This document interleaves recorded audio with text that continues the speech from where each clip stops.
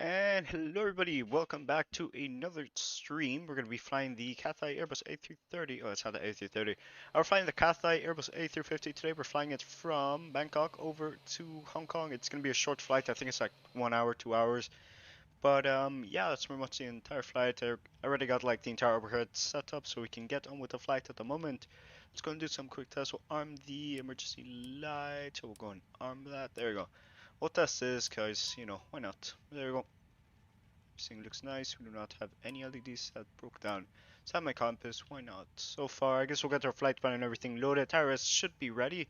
Since I remember loading up, like, don't know when exactly, but I just loaded up. Alright, align in 0 minutes. Ah, perfect timing.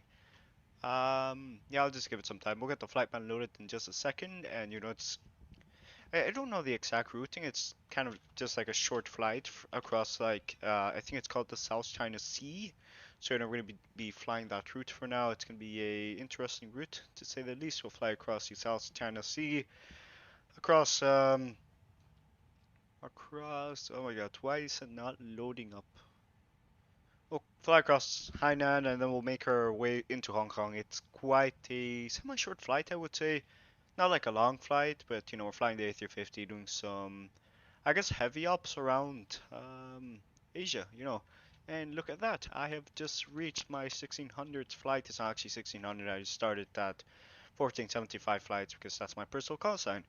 But that's how we have that loaded up. Let's go over to Avitab. We'll go over to this. We're getting quite good FPS at the moment. Let's hopefully hope that it stays that way. But yeah, let's go ahead and go over to passengers and everything, get everything loaded, and then we'll get on with the flight. So far we are expecting 34.1. So we'll go light and then we'll try to max that. We'll go middle.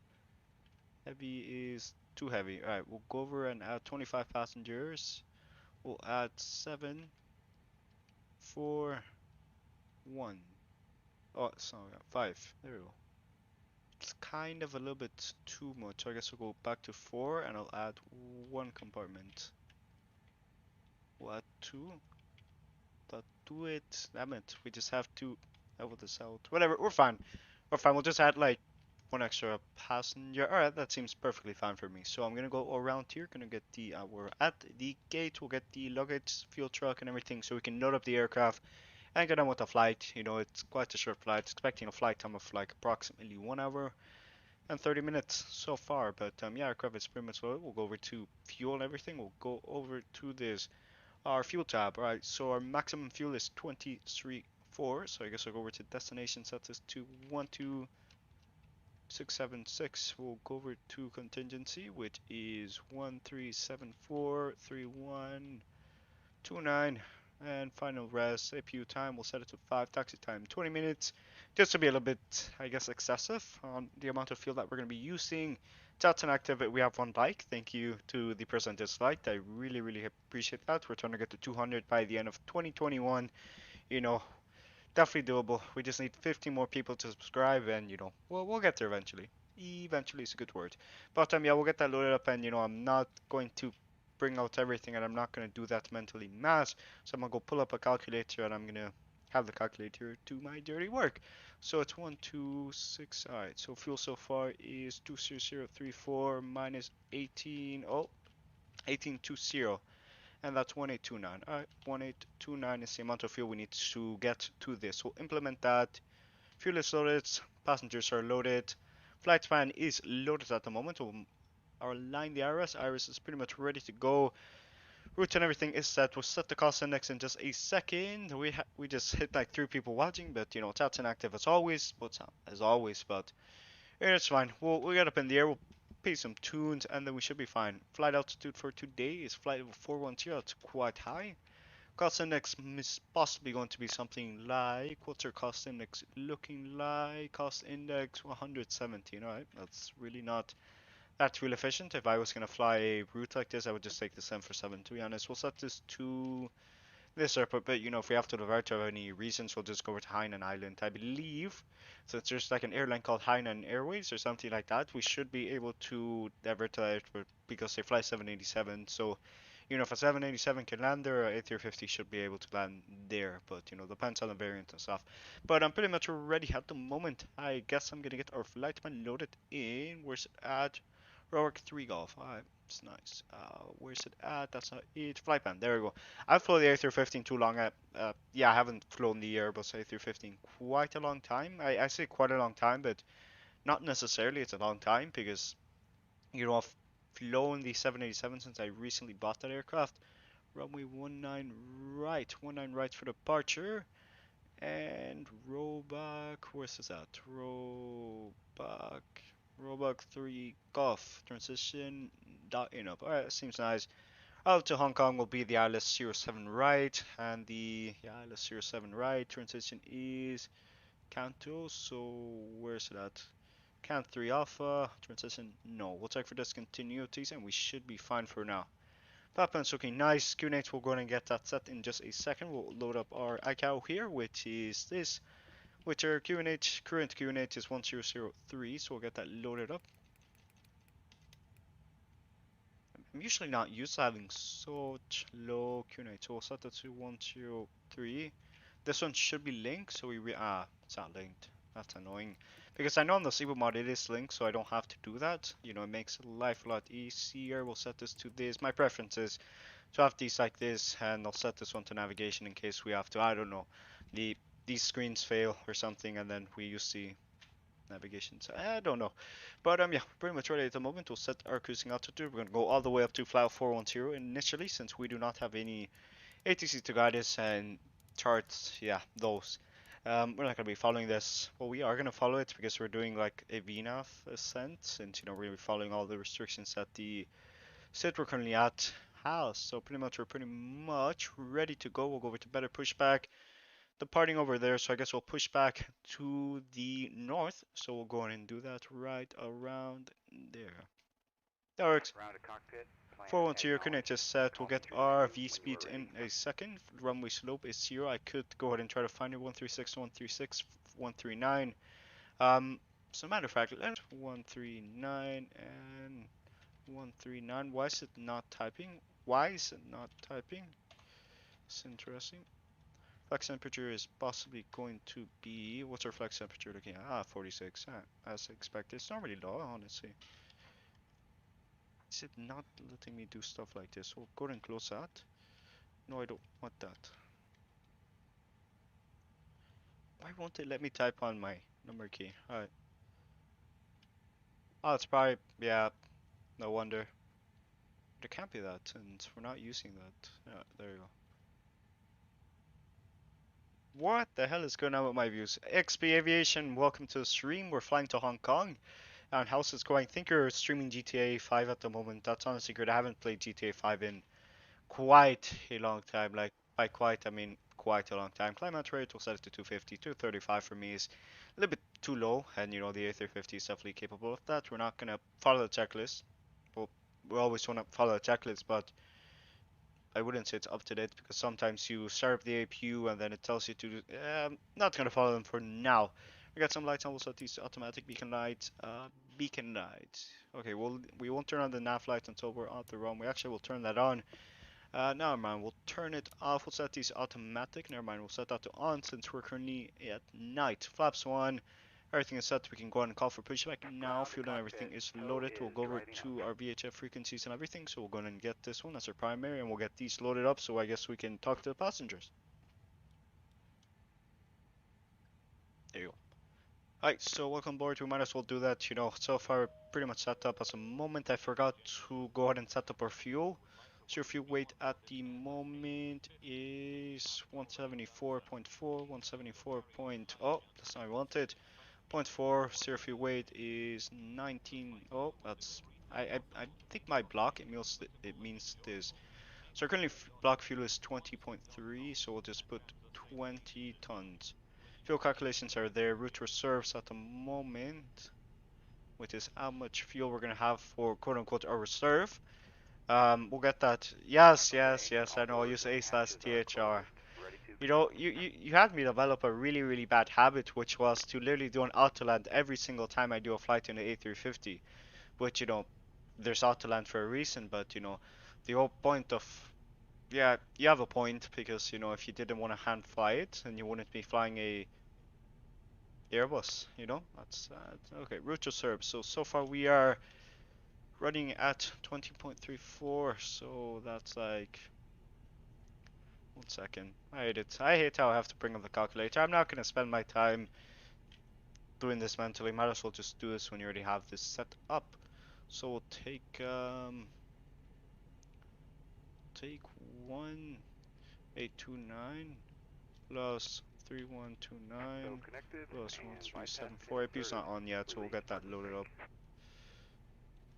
And we'll modify this so we'll get some root reserves. We'll set this to 55, 50, oh, 5 point this, 55.5.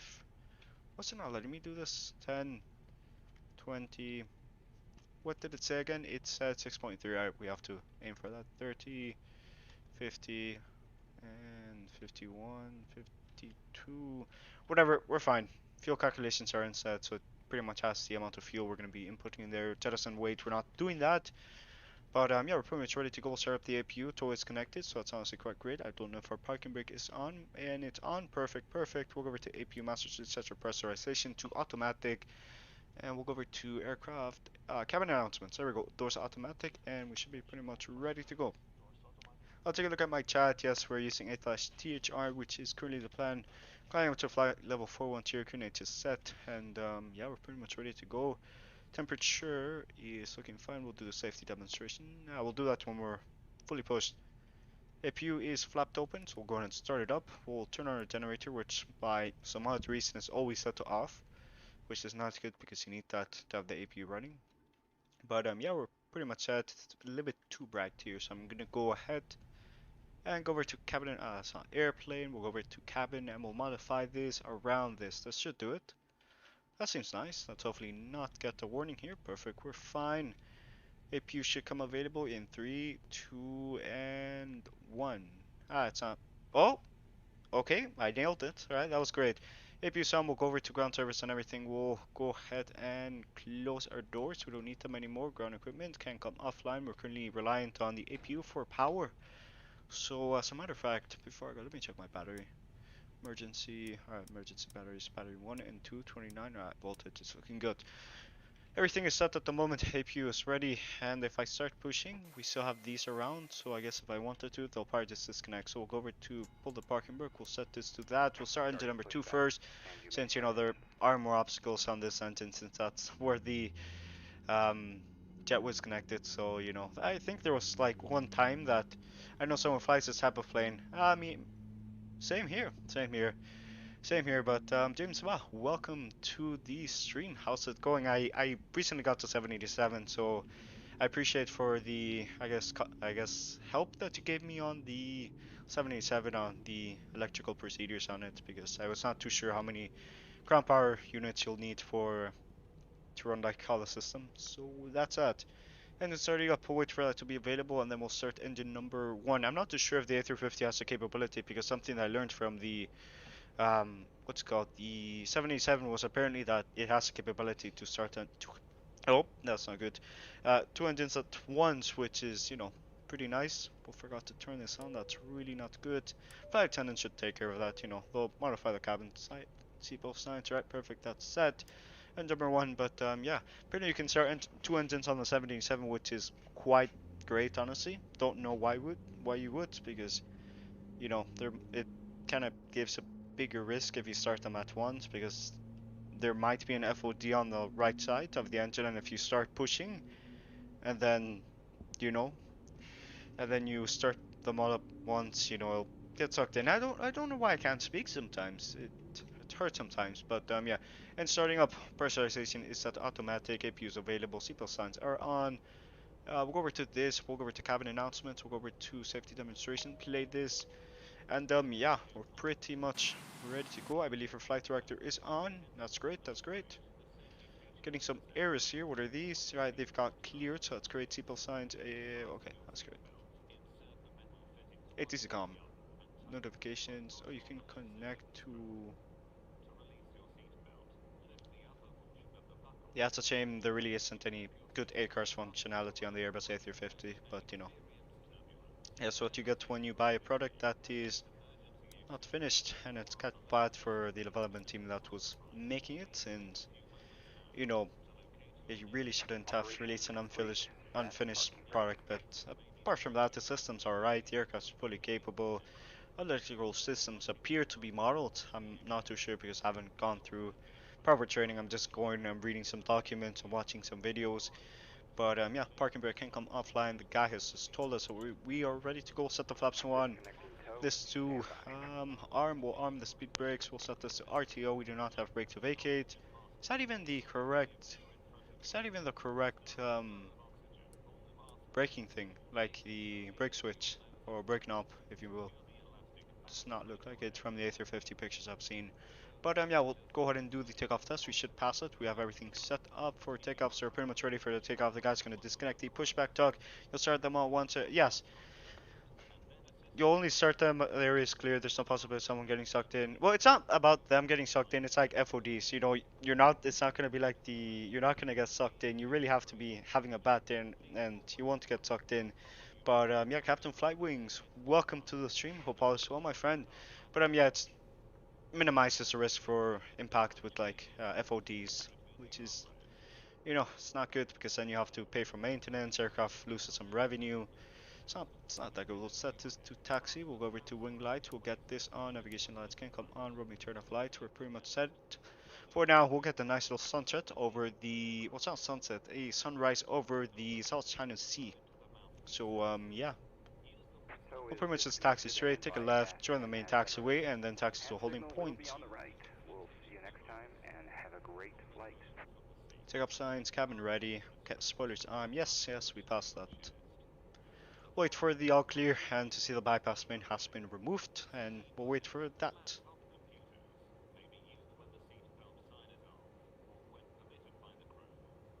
You know, honestly speaking, I don't think it's simulated because sometimes because like there's always like the human factor and everything, and you know the ground controller could have. Perfect, that's great. Right, so I was just going around the ramble why there's like a kind of a human factor and everything, you know. Let's say some person was playing around, they had like a coin, and then you know they start engine number one first, and you know you might have had an FOD there that was not cleared up. You know, human factors clearly a cause for great mishaps, which is not that good. We'll continue going straight, and I believe the main taxiway, because I remember the last time we flew into this airport was, oh, the breeze is early, some risk on one engine start. Yeah, it's a rare incident, but yeah. But I don't. Yeah, because going back to the human factor, you can say that, oh, okay, for some odd reason the ground, I don't know their procedures, so I'm just going off by events that could possibly happen because I don't know what they do to prevent it. So, you know, human factor and all. But yeah, we're gonna go in taxi. I met, so we'll get some bigger lights here because I hate how, like, you can clearly see this in front of us, but I just want to see the taxiway to see if there are any FODs and not have any issues with maintenance, because a day in maintenance means less revenue for the airline, which is not that good since airlines, the only way they're profitable, at least airlines that fly passengers, are by flying passengers. So, you know, if they have the aircraft in maintenance, of course they're not going to be making money.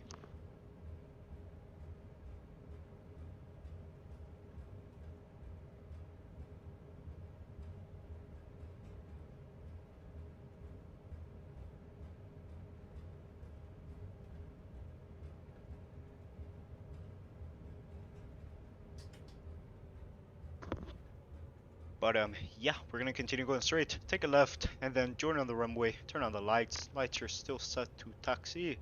With the landing lights and everything, I will advise the cabin crew for departure in just a second.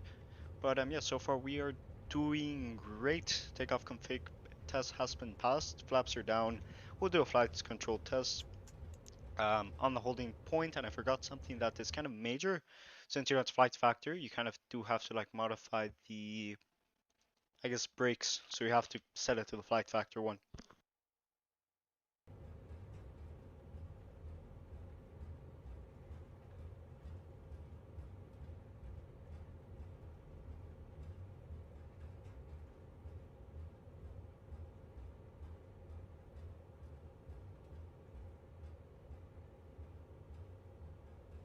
And that looks like the runway. We're gonna go ahead and go to seat for takeoff. We're gonna set this to play, and lights can come on in just a second. We are going to do this in just a second. I do not want to end up hitting and going into the grass because that's not an ideal scenario. And so far, we're gonna line up, do a quick flight control test, and we should be fine. Alright, so we'll line up in 3, 2, 1, and let's go in and hold down the brakes, and we'll do full left, full right, full forward, full backward, full rudder left, full rudder right, and we'll check our ecam status. Where's the status out? There it is.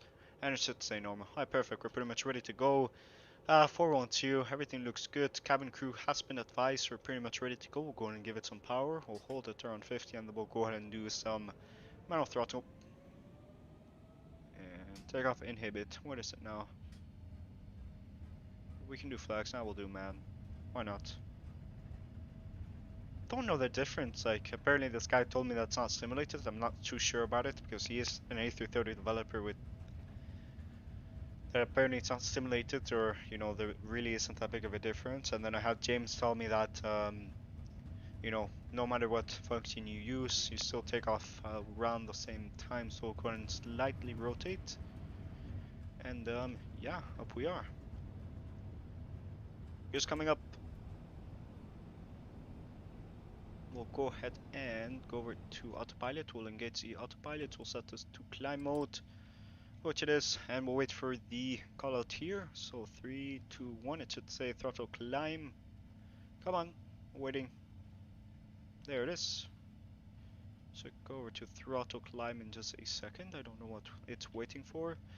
But yeah, it's a nice departure. We're currently up in the air. There we go. When would it say is right? We'll bring up the flaps. Waiting for the throttle climb. Oh, never mind. Level climb. There we go. That works. Throttle climb. That works. No sides can come off. We don't need them until we land. Wing lights can still come off. Landing lights. There really isn't any traffic that we have to worry about, but we'll leave them on for now. Runway turn-off lights are coming online, and yeah, that's pretty much our cruise now. Coming up to 6,000, we might as well, instead of doing this entire departure procedure, I guess we can just direct a waypoint because I do not want to follow these holds. So, well, these things, because it's really not necessary since there really isn't any traffic. So, yeah. So I guess we'll direct over to Meso. So we'll direct to Meso. Where's it at? Meso. There we go. Enter direct to, aircraft should direct to, and it should climb up to that. So now we really won't have to worry about the holds. Yeah, the altitude holds that we'll have there. But that's a nice departure.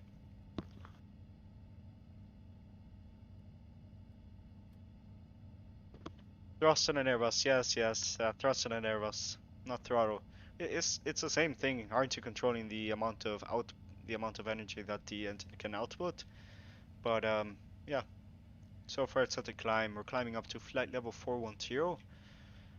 And you know, we are going to hopefully get a nice little sunrise arrival into Hong Kong. And you know, we'll land the aircraft, we'll park around there, and you know, stay tuned for the next stream, which will be coming up around Thursday, and we'll do the Concord stream on Friday. I'm sorry that I had to miss out on that one, and really wasn't feeling like it, and it was my mother's birthday, so you know, just that no smoking light, that really isn't any, that really is not relevant anymore, honestly. It's more like no cellular devices nowadays. But yeah. Do we have, what's going on? Oh, I forgot to set it to climb. That's not good.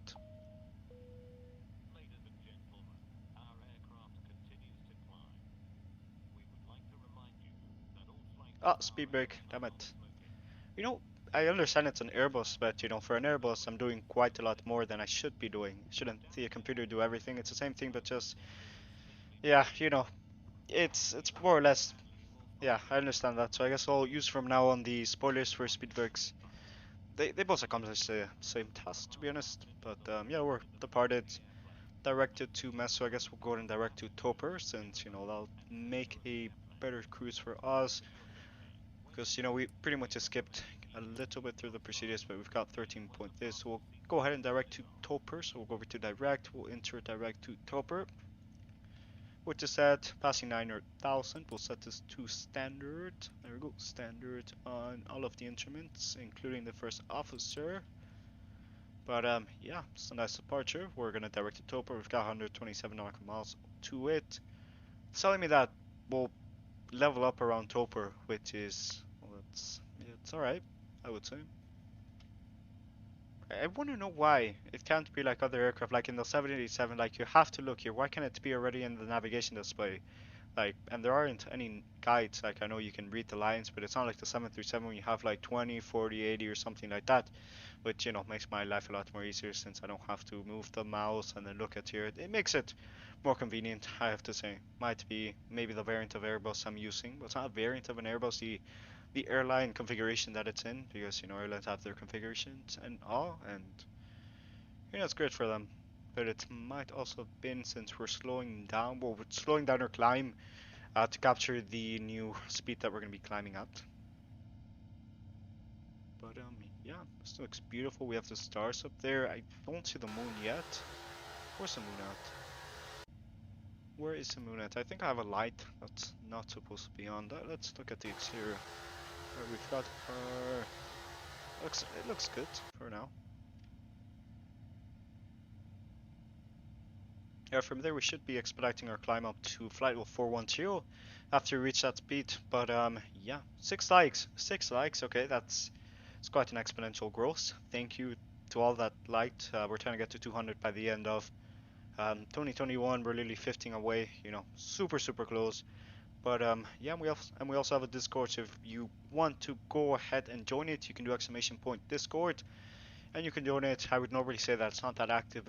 It's so active that I couldn't land at Copenhagen earlier today because I kept on getting pinged about something about the cadet program, because some guy's gonna become a pilot at British Airways, which is honestly great for him. I would say, honestly, my opinion, like, I don't see myself becoming a pilot. Like, you know, it's a dream for literally everything, because I see it more as a hobby. So probably just end up getting my PPL, get some other ratings, and other ratings, because like, you've got your PPL, IFR, and then you have to go through ground school to like learn some stuff. I don't know that stuff. That's why I have to go through it, to learn that stuff. It's the whole purpose of it. But yeah, see myself more of, I see more or less aviation as a hobby instead of it being a real world job. You know, kind of interesting this departure is, honestly. We should be climbing now. There we go. It's quite a steep climb. I find nearly everything above 300, well, 3,000 feet per minute a little bit steep. That's just my opinion. Right. Under 9 or nothing about until we get there. And yeah, all is good at the moment. Directing Toper. Auto brake is this arm. We'll turn off these no smoking lights. We'll pretend that's the no devices light. So far we are climbing. Yeah, we're climbing. We directed Toper. It's gonna be an ETA of 2 hours, which is not bad indeed, honestly. I was expecting this route to be like a lot longer, but you know, we're going. And I got some music rolling in just a second.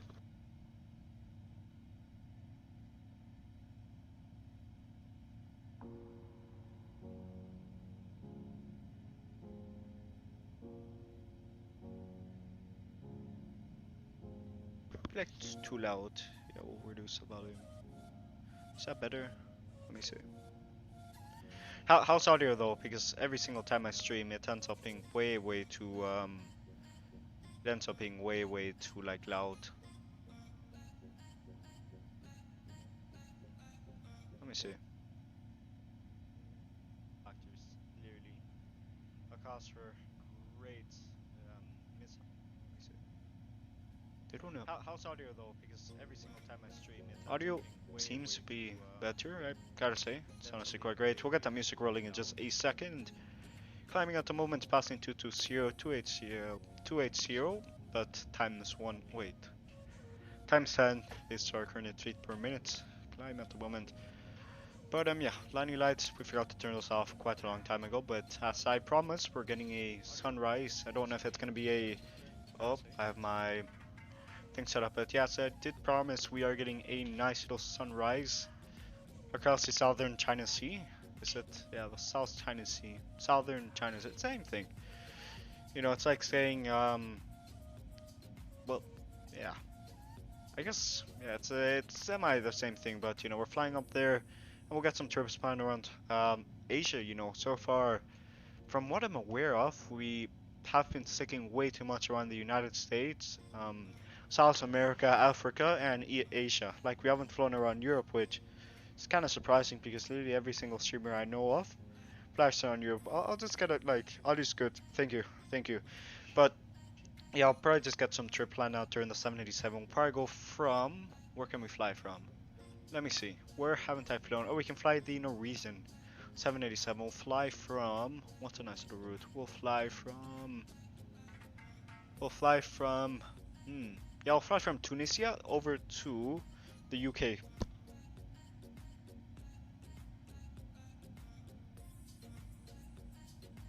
It's gonna be a nice little flight, if I have to be honest, with the 787. I've been learning it, you know, James here is a 787 first officer, which is honestly great. You know, asked him a couple of questions regarding the GPU because I didn't want to give it unlimited power or little power, you know. It's better to give it just right with, you know, airlines and their procedures. Whatever airline he flies for, I just use this procedure. It works, you know.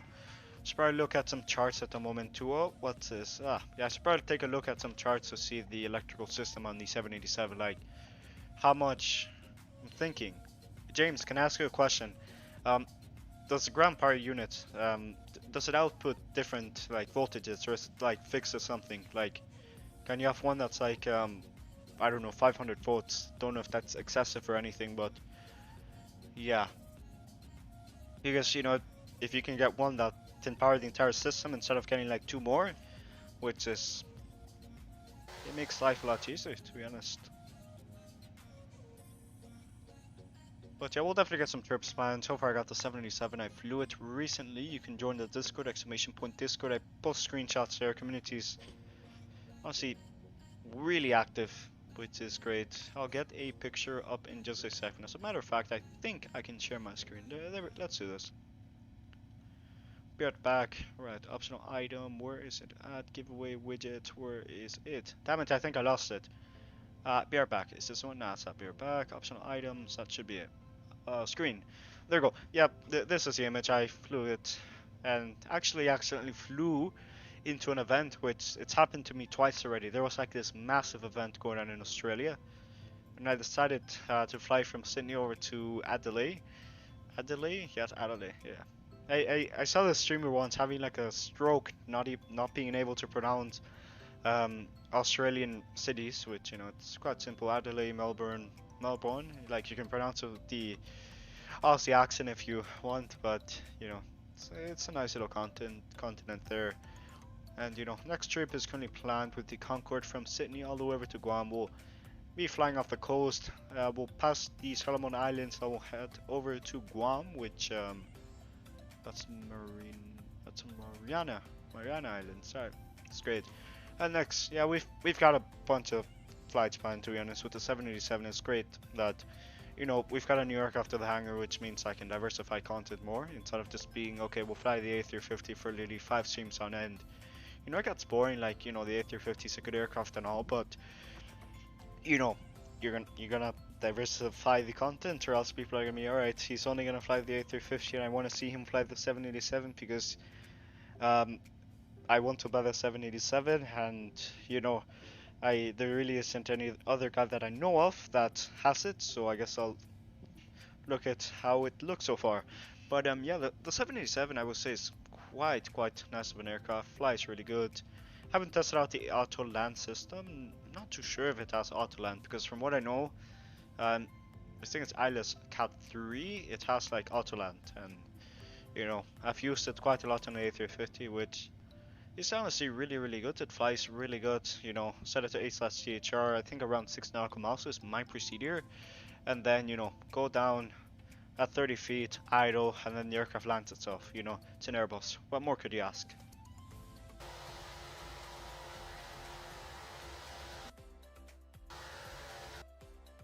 What view can we do? Okay, I'll do this one and I'll go over to the wing. That should work.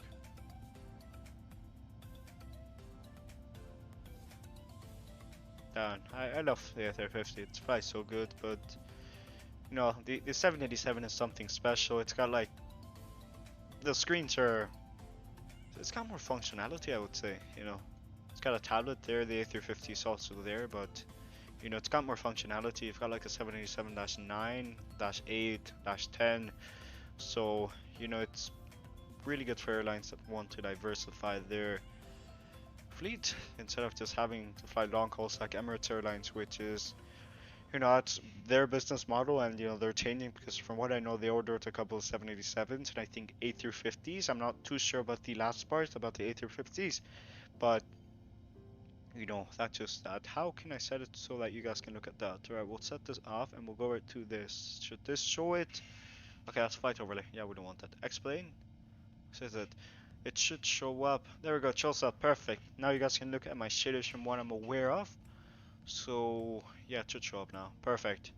You know, because I've got like these amazing shaders on XPLANE-11, which allows me to make awesome thumbnails, which should increase the click rate, but you know, it doesn't happen that way. But yeah, that's that. Alright, so it should be there. It adds like a bunch of effects. Same spot. Welcome back. Yeah, we're still cruising at the moment. I don't know our exact flight level. Although, if let me actually set this to control 1, so I can go ahead and switch over to that in just a second. Yeah, we're passing 380. We still got like 3,000 feet per, well, yeah, 3,000 feet until we reach our cruising altitude, but yeah, we're going.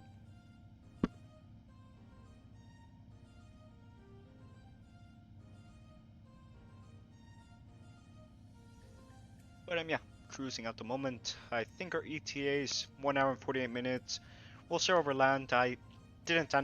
I really didn't bother with ortho since, you know, clouds and it's quite dark, so you know, you really cannot notice it. You know, other streams will download like the entire country full of horses, but you know, this one I won't be doing that. And you know, if we're gonna be on Microsoft Flight Simulator 2020, I'm not gonna download horses because it already comes with full Orso coverage, which is honestly great. You know, it makes my life a lot easier, my hard drive space, life a lot more easier since you don't have to read and write and read and write, which is, I think it's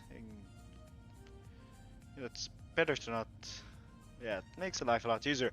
But yeah, we're currently cruising, and I hate when it like stutters. It's not stuttering on my end, it's just like the shaders or like a capture coming on, so you know, really hate it, and I really have to get that sorted out, to be honest. Something that I haven't managed to get working, or an ATC supporting it, was the CDPLC, which, you know, it's great. You know, you don't have to talk to ATC, you'll just talk to them via the CDPLC. I'm not too sure about that because I haven't used it to extent. From what I know, it's just like a system that if you don't want to talk to ATC, you don't talk to ATC, and you know, you just send messages via the FMS, kind of. Yeah, the FMS. There's like a specific page for it. 7 international came forward 777. There's some probably to lots of flights pairs. Occasions like Miami and shorter flights. Power place and more. Yes, I would say yes. You know, that wasn't like the 787 the replacement for the 777. Well, the 777, but I don't understand, to be honest. Fly long, short route. There's a 1,000 feet call out, perfect. And yeah, A350 will probably play the same role, and now the 787. You know, they're both really versatile aircraft. By that, you know, instead of sending like an A380, which let's use the 747 as a comparison. Let's say you're flying the A380 from London Heathrow over to Miami, which was an actual route, and they actually operated at one point. They took the A380 and 747 down to Miami, which was really great. I saw it there. I think it was like the old Lander livery, which was honestly amazing to see it painted that, because you know it's a special livery and you often do not get to see those. But unfortunately, the 747s are currently rotting. Well, it's not rotting, they're long-term storage. I don't see them as a viable option to bring them back, but that's beside the point. Let me get back to, yes, they're both, I want to say, in the same market, but I don't want to be wrong, so I'm not going to say anything about that. But yeah. But yeah, you can just send an A350-1000 instead of sending an A747 correction, since it is more fuel efficient. You know, they're still not carbon neutral, since you know that's what the airlines are going for it because recently people have been panicking about global warming, which was an issue that they should have solved quite a long time ago, to be honest. But I don't want to say anything because some people take the environment as a political issue, and we might as well not. Yeah, might as well not get political since it's kind of controversial. But I know it's only James, and it's really respectful, so we won't have any issues on that. We'll go up to 4-1 here. We'll do our turn. Then we'll disengage the cruising light. Cruising lights. Nah, the seatbelt signs. There we go. Damn it! You ever just like don't have the ability to talk? We'll set this automatic again. Wing lights not required anymore. But yeah, we'll go over that. We'll direct our waypoint to a Mach 0.86. Seems perfectly fine. We'll take a look at our prerogative space. We're estimating 7 tons of fuel when we land, which is honestly quite great indeed. If we have to divert for I don't know any issues there, we will do that. 4-1 here. We're currently straightened out. We'll go to the level off, and we'll turn this off.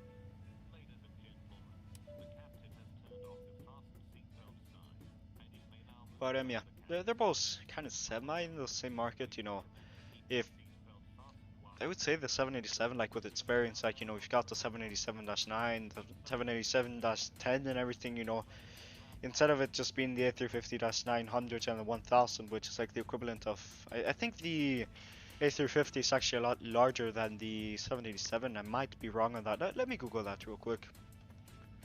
Wikipedia. Yes, Wikipedia. There we go.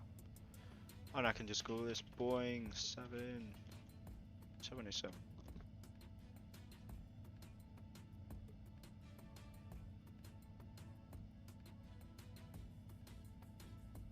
What I don't like, at least yet, is that no company has yet to develop an aircraft that can fit the market that the 757 was able to fit. Its versatility, as the A321's there, but I believe Boeing might be working on the 797 to be like the 757's replacement, or like the new engine option for the 757, but don't know. They've been having issues recently, and I don't see them making an aircraft because recently they made the MAX, they had an MCAS problem, they made the 787, they had like an electrical issue, and then there was a Rolls-Royce engine issue, but it's not Boeing related, it was like more of the Rolls-Royce engines, but yeah, and then you've got the 777X with like issues, but yeah, and I don't think, I haven't seen any major headlines that I'm aware of about the A350 having issues. Like, it's been flying, and I think it's about to be like 10 years old. Didn't it come out like around 2013?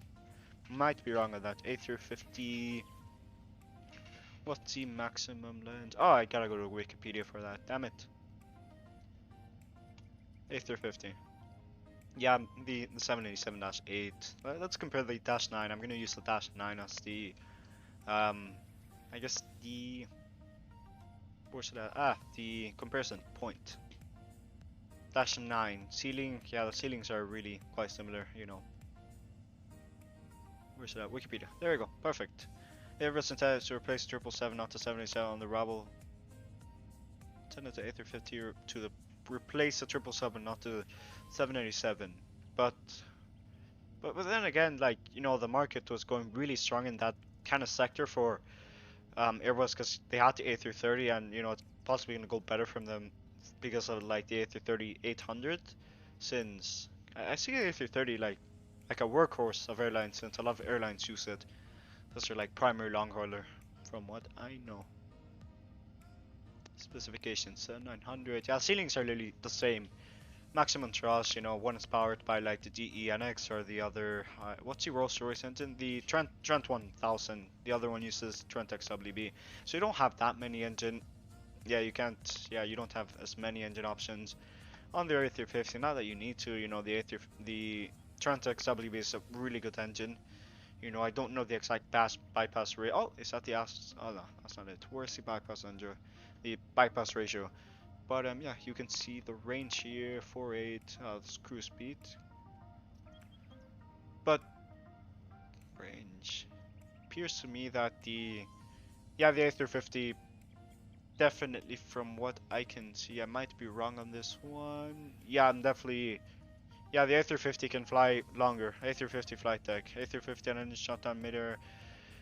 Yes, yes, that I knew of. I forgot to mention the event that a guy spilled coffee and then the entire engine shut off, which was it's interesting. No drinks are allowed in the A350 flight deck. You know, aren't there cup holders for that? Don't you have cup holders like around the captain's seat, like these? And it's quite a lot. I wouldn't understand why you would put your cup here. That's really the worst area because it can drip through here, and you might have some electrical wires going on there. It can short circuit them, and then it might sell. A lot of things can go wrong, to be honest. But yeah, you have cup holders for a reason. You know, while you're flying the aircraft, and like, yeah, you really shouldn't put anything that can cause the aircraft to shut down around this area. Any liquids shouldn't be around here, honestly. It should be like common sense. You put them in the cup holders. Cup holders are there for a reason. But yeah, not one guy, multiple flights. So it was multiple flights. But then again, it wasn't the aircraft's fault. It was more or less the pilot error, to be honest. I wouldn't. Yes, it probably just short circuited something, and then it cut off the fuel for the engine, and then poof, the engine's off. It works like that, from what I know. And how did we speed up? Like we're going there. Turbulence is not that high. That's great. We'll do this for you. But things like that happen. Can't be. It's like it's the same reason why you won't put electricity in a pool and then get in the pool. It's gonna get. It's not good, of course. But yeah, we're currently directed to that. We do not have ATC. Normally around this time you have like Hanoi. You have Ho Chi Minh City. Yeah, you have a bunch of ATC around here, and early in the morning as well. But Asia, like a lot of people find it extremely like highly underrated, to be honest. People don't fly around there as much. Like you'll find people flying around America, like in like the morning and like late evening, well, early evening correction. Um, it's more like Europe, and then it shifts to the United States, and you have like a bunch of arrivals and departures, which is honestly great. But then you have areas like Africa and the Asian and everything, and Oceania. There we go. I'll get it right eventually. But yeah, it's quite disappointing because there are some great routes, and as a matter of fact, we'll probably be taking the 787 from Singapore over to Chennai on next flight. We'll fly the Scoot 787. That's gonna be great. I had this in the plans for quite a long time, which was to fly the Qatar 787 down to Maldives, but you know, um, haven't had any. Like, we'll probably fly one route because I have my schedule served. Oh, is my monitor highly crooked? That's not good. Ho Chi Minh City. Ho Chi Minh. So it's Men and then Ho Chi Minh. Alright, that's nice. Ho Chi Minh. I'm pretty much the same different. I don't know, The I think at one point that used to be the capital of like southern Vietnam when there was like the Vietnam War, but they unified. I'm not gonna get into the war and everything. I'm just gonna say that. But from what I'm aware of, the capital is Hanoi. My geography might not be too spec, but it's definitely better than the average around the school system that I live around. But yeah, we're expecting arrival in Sir 24 Sulu, so it's 8 p.m. as always. You know, Maldives. You got it right. Did I say it right? Maldives. Yeah, let's go. But yeah, we'll definitely fly around there and Africa. It's just like if you fly around Africa and everything, it gets to the point. Like it's the same reason with like doing flights around Africa because say you want to fly from Johannesburg over to like Nairobi.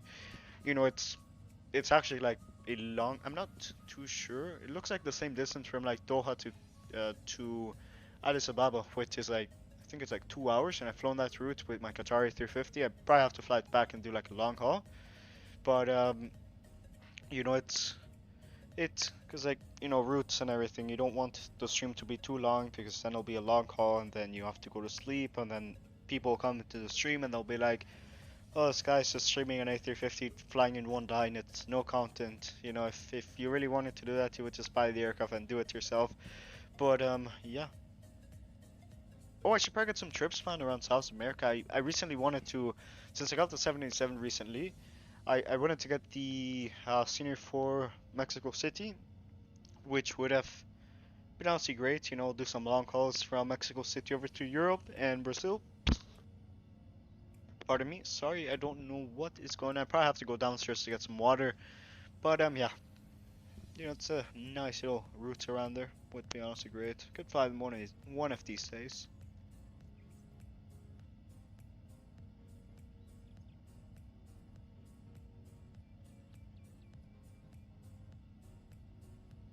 But yeah, I hate it how annoying because you know, while flying the Concorde and everything, you'll literally be busy doing stuff. But on an Airbus, right, we set the aircraft to climb, we have it set to the selected altitude, we set everything to manage, and then engage the autopilot. Aircraft climbs up there. Of course, you're gonna monitor the status page, but of course, if anything goes wrong, there should be a message on the ECAM. Is that the ECAM?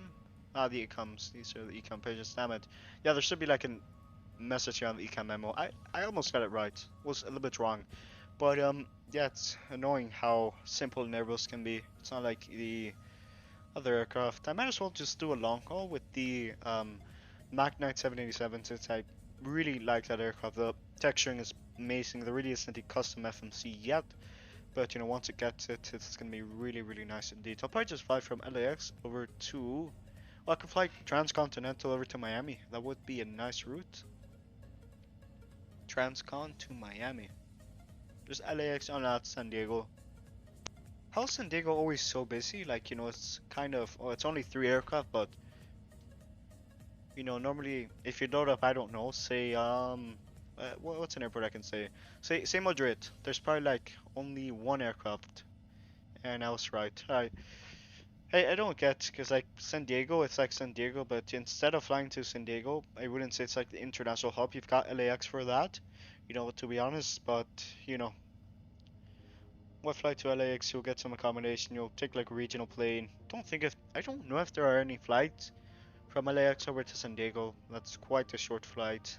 To be honest, that's like 30 minutes. It can't be 30 minutes because from what I'm aware of, the entire flight from LAX to San Francisco, I've flown it multiple times. I probably could do Cairo to Addis Ababa, Nairobi, Egypt, Air 77, and then do Ethiopia to Kenya. That is a good route. Thank you, Dispatcher James. But yeah, we'll probably fly that one of these days. But yeah. But what if we fly from Tunisia over to, is it Tunis? Yeah, we'll fly from Tunis to Addis Ababa to Nairobi. That's gonna be a nice route. We could probably get some oysters for everything, and we'll get to see the Kilimanjaro. That would be great. But like that's kind of on the border, because like you've got Lake Victoria. Oh, I've got this mountain. Damn it! Why does does Volantis show it up? I don't know the exact location. Like my African geography is not like that good that I can tell you the exact position and by the exact city that that's the Mount Kilimanjaro is at, because from what I'm aware of, it's already by the border of Kenya and Tanzania. I might be wrong, you know, don't quote me on that, but you know, it's the same with Nepal. You've got like the Mount Everest, which is on the border with Nepal, and I think it's Tibet and Bhutan. You know, it's the borders are kind of weird here, but it's politics and stuff. Might as well not get into that. But yeah. 25 minutes until we arrive. Well, it's not 25 minutes. We've still got like 1 hour and 25 minutes until we land. It's more like 1 hour and 28 minutes, but you know, it's around that time. You know, I wanted to do some routes around China, but you know, a lot of Asia is like underrated, and you have great sceneries like the Hong Kong scenery that we're flying over to, and scenery like the Bangkok scenery. Like, there's a scenery called Cloud Surf Asia. Dude, if you haven't gotten it yet, you have to get it. It's absolutely amazing. Highly recommend it. It's highly, highly represented. We'll go over to this, and I guess I'll show you the screenshot that I took there. Where's it at? Oh yeah, I flew the Concorde. I paint liveries and stuff. So I flew the Concorde from, where's it at? Yeah, I flew it from Sydney over to damn, can I not think today? It's Sydney to Manila, the Philippines. yeah, Manila. We flew there. It was super nice of the scenery. I painted this delivery Conquer executive jet. You know, you're not flying on Qantas, then you can fly the Air Tanzania 77 to Dar es Salaam in Tanzania. Dar es Salaam in Tanzania, but to fly the Dash 8. Wasn't like Flight Factor working on like a Dash 8, because like, you know, Flight Factor is working on a 787, but it's a I didn't think it through when I bought the Magnite, but you know, I don't regret it. It's a nice aircraft. They're definitely working on it, which is honestly great, to be honest. So we're gonna be doing like an entire day of me flying around Africa. So routing so far, am I sharing my screen? Oh, I am. That's great.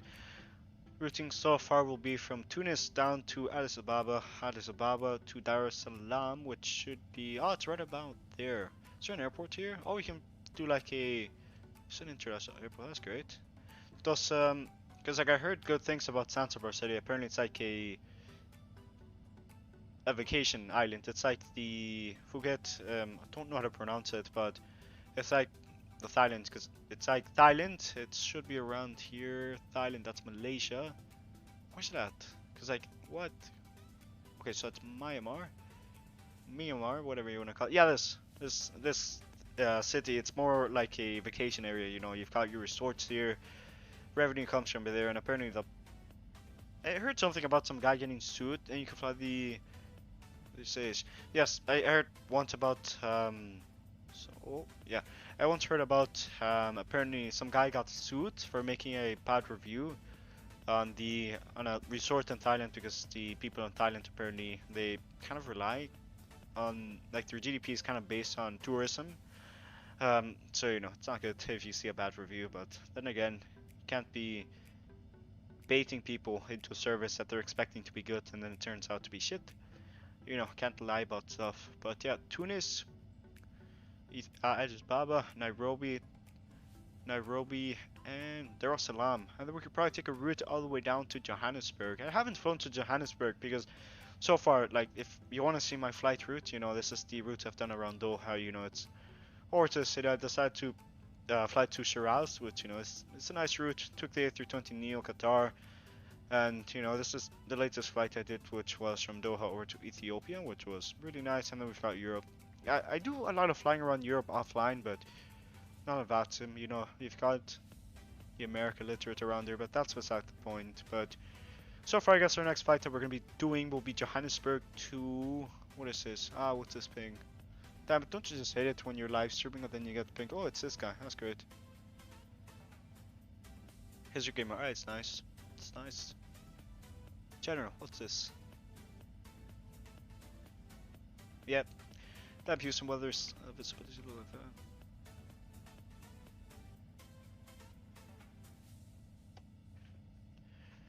Ah, damn it, I forgot to capitalize. That's not good. I'll edit it. Whatever. Capitalize it in 3, 2, 1. Hashtag.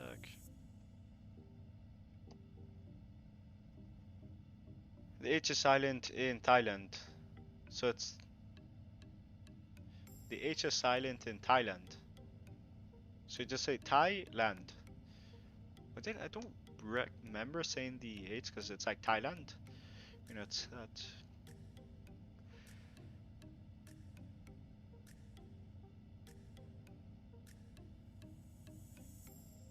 It's an interesting. Oh, it's on the border. Damn, these borders are so weird.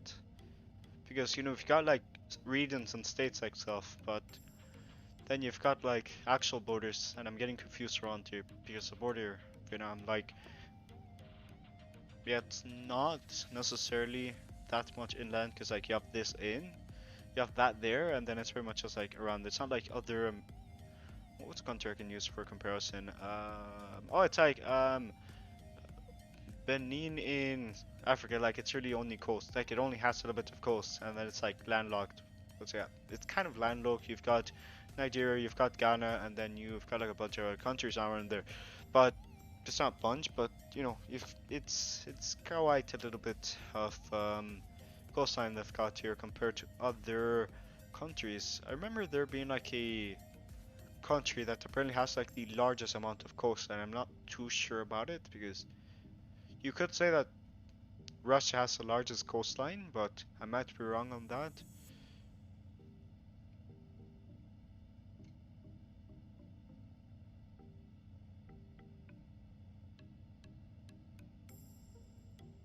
What's the difference between mass pinging? What's the difference between mass pinging and mass mentions?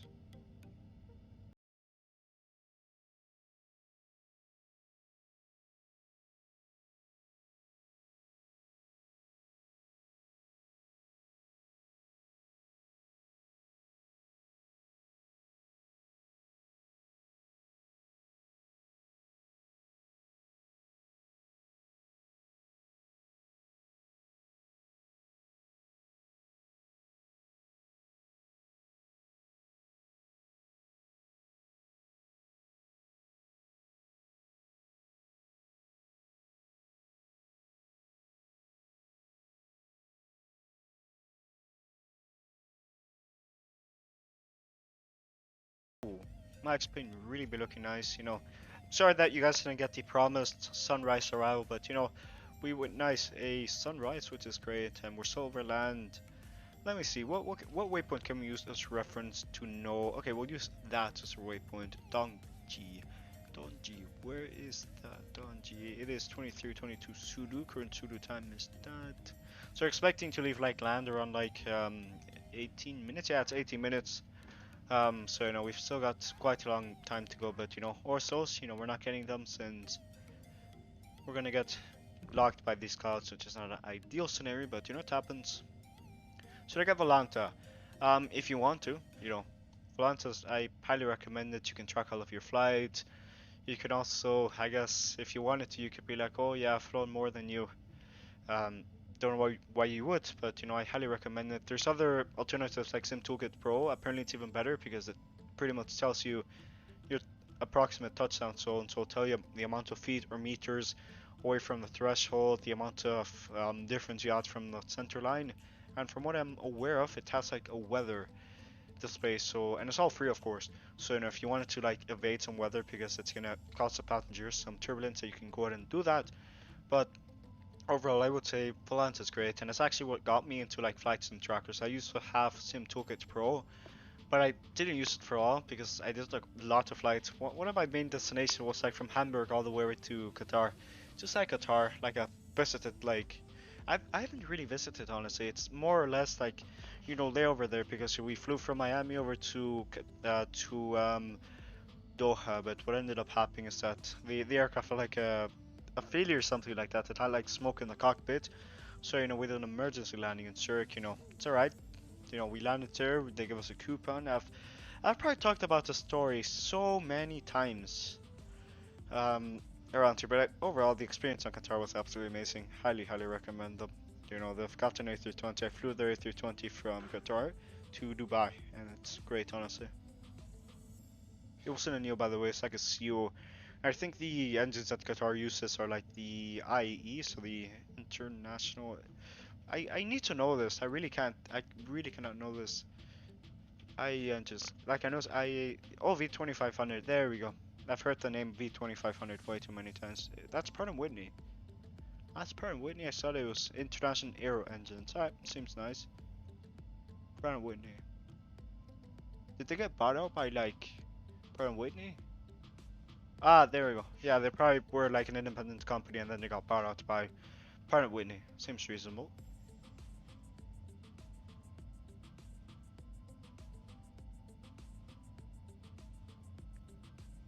Let me go ahead and close this. Yeah, I have this running. Gives me less FPS to be honest. So far I've got like the music, I've got the calculator out when we were doing a few calculations and everything.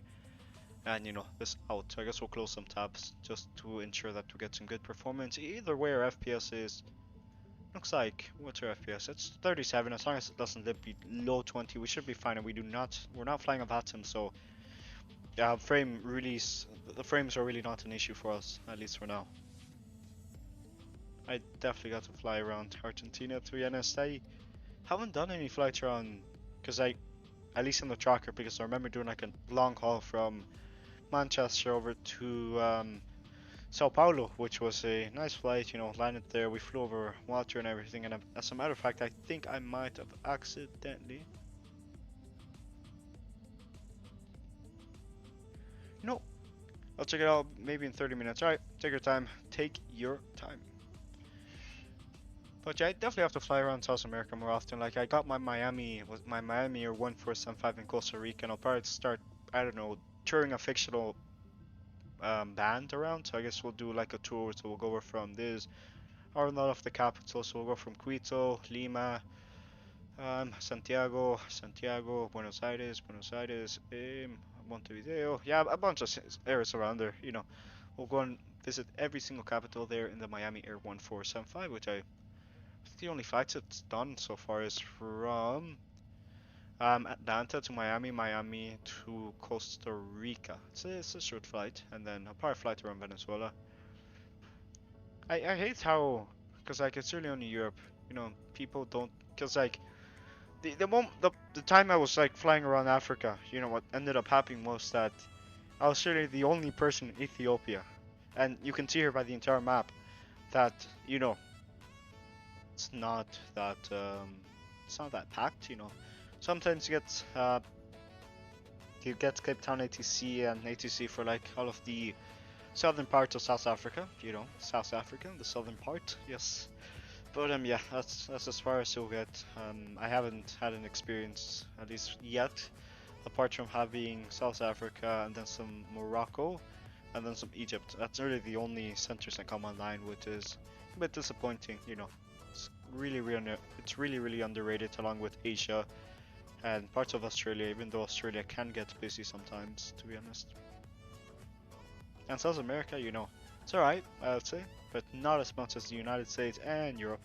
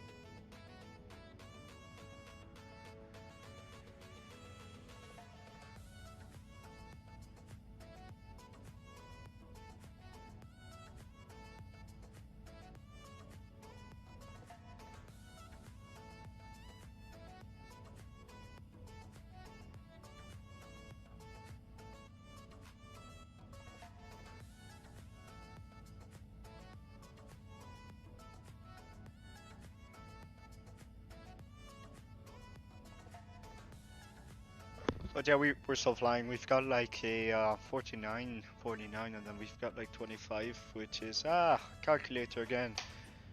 Damn it! You ever just got too reliant on the calculator? Like it shouldn't be like that, but super nice. Yeah, we've got 83 minutes until we touch down, so like around 1 hour and 23 minutes. We're getting there. We're getting there slowly but surely. Forms. Responses. There we go. We've got one new response.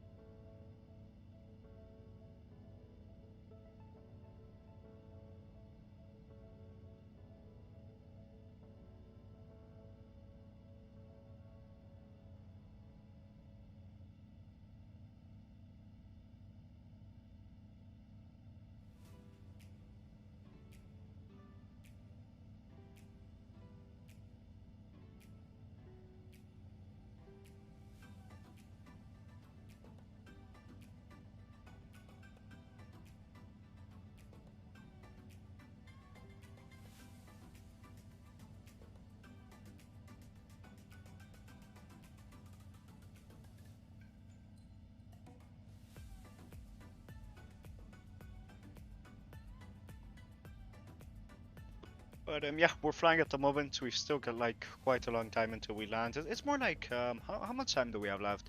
Let's give me 1 hour and 13 minutes. So we'll start our approach. Let's go and check our top descent here in the thing here. I hate how it's not like the Boeing where you have like your top descent already there. It's you have to scroll down to see the top of descent. Airbus. It's all right. 10 Zulu. So that is approximately.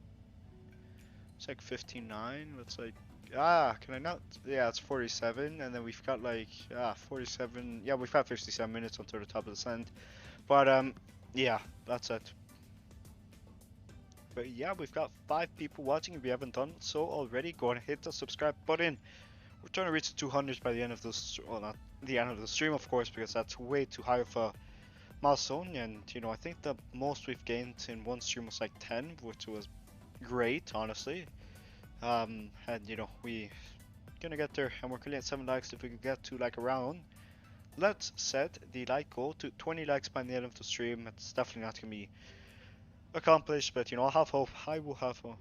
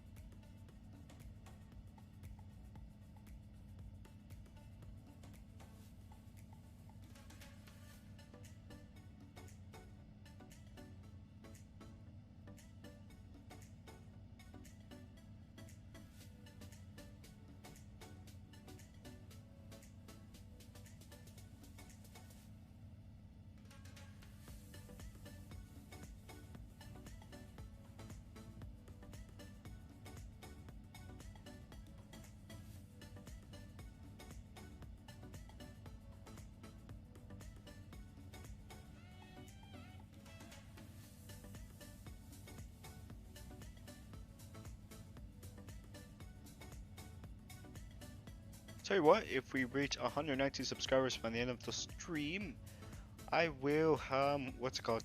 190 by the end of the stream. What's it called? We'll fly 70s. We'll do a long haul after this flight. How does that work? Of course I won't be able to talk as much, but we'll do another flight after this. We'll act at lag, and we'll probably like the 77 down to like. Sorry about that.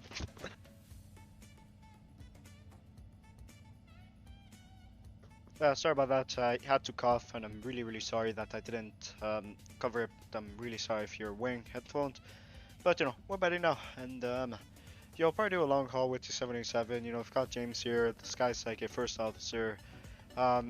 James, how many hours? You're probably not there yet, but yeah. James, if you're still here, how many hours you got in the 77? Like how many? Yeah, how many hours in the 787? It's my question there, because there's like a certain amount of hours and certain amount of knowledge you have to become a captain, since captain is the person in command apart from the company, because that doesn't mean the captain can do whatever he wants, since the company always has their regulations and stuff. But yeah, company's there for a reason.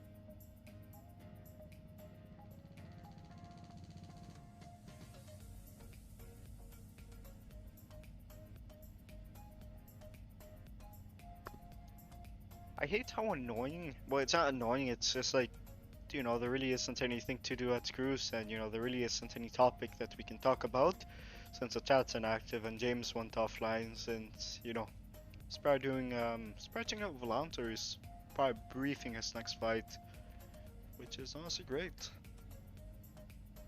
I've done 5 flights from Peru to Kathmandu. That's nice. And I've done like 2 flights from there. How many flights have I gone into Lowy? Let's see this. Lowy. I've flown to Lowy an unhealthy amount of times, to be honest. And there's only 1 aircraft flying into Lowy. That's interesting. I was expecting Lowy to be more packed because I think I was flying the Max from. Yeah, I was flying the Max one of these days. I was flying it from Hamburg. Well, it's not Hamburg. Not too familiar. It's probably like Cologne, all the way down to Lowy Innsbruck, and you know, ATC was a lot. You know, they asked me to do a hold. Don't know the hold procedure on a 737, so you know, I almost went into Italian airspace. You know, not a problem with the Italians. At least it wasn't French airspace, so you know, we're fine. But yeah, on the Airbus it's more simple. I've definitely gotta say I was looking for charts and I didn't find the charts because the chart was not published because I used Chartfox, which is the chart provider that I use, at least what I use personally. And you know, charts are super messed up in Europe. Like you don't have ILS, this and this, which makes pilot's life a lot harder because while on approach you're gonna have to start clicking, try to find the correct ILS chart with the proper minimums, proper go around procedure. Proper ILS frequency, proper VOR frequencies and stuff like that. You know, it definitely makes life a lot more easier if it's already labeled to, you know, ILS approach, Zulu, Robbie 19er left, let's say that.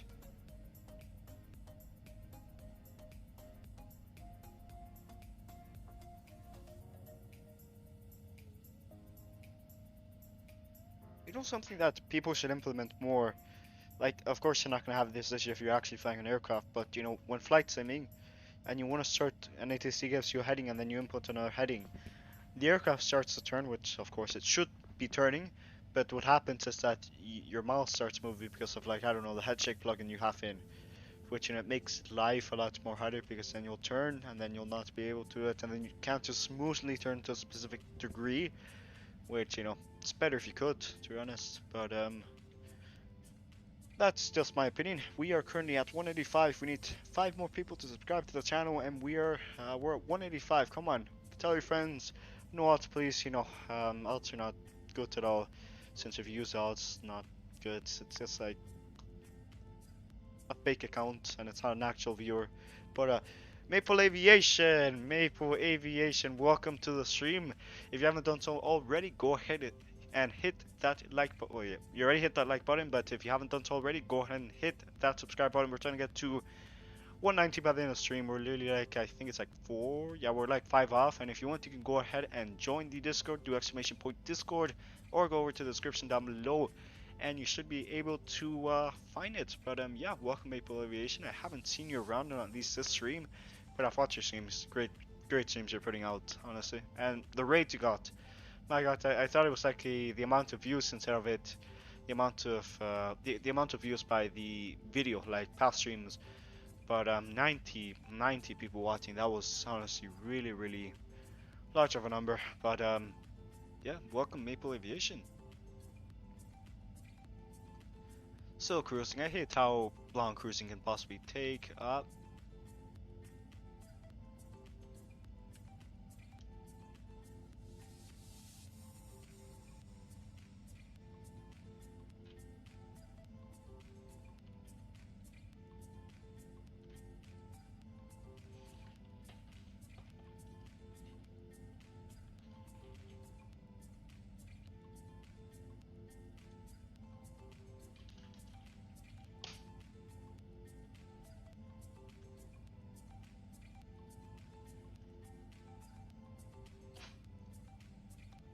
But yeah, thanks mate. Yeah, great content you're pulling out here. But yeah, we're just cruising at the moment. Really not that much to talk about. And I'm assuming that you just subscribed. Thank you so much, Maple Aviation. We're 4 people away from reaching our goal of 190. And if you want to, you can go and join the Discord. You can do !Discord for that. Yeah, it's really active, honestly. We do group flights. Last group flight we did, everybody was active, but you know, we still got like 3 people to fly along, which was honestly great. We flew into I think it's Dulles. No, it's not Dulles. It's we flew a River Issel into yeah, we flew a River Issel into Reagan Airport, which was a really nice approach in the 737. Really nice of an approach, honestly.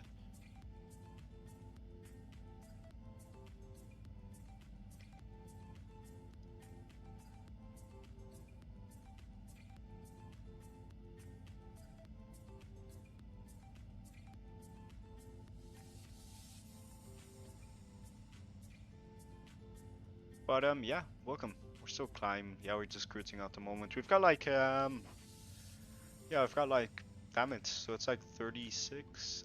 Don't you just hit it when you? Yeah, it's like right on it. Yeah, 36 minutes. So we've still got like approximately 1 hour and 1 minute until we land. So you know we're getting there slowly but surely. We just entered. I believe this region is called the. Well, it's called the Gulf of Tonkin, but it's the South China Sea. It's yeah, we're in the Gulf of Tonkin at the moment. We're gonna be flying over Hainan, over Haiku, and then we'll start our approach into Hong Kong, which should be approximately in 025 Zulu. I'll try to get back home from where I gotta. I will. All right, all right. Hope you make it there safely. But yeah. See you, my aviation. Thank you for checking out the content, and big up to you. Love the content that you're pulling out there in your Twitch. But yeah, see you. Probably be right back in just a second. I'll bring up the be right back screen in just a second. Ping again. What is this now? It's this guy. Oh my god.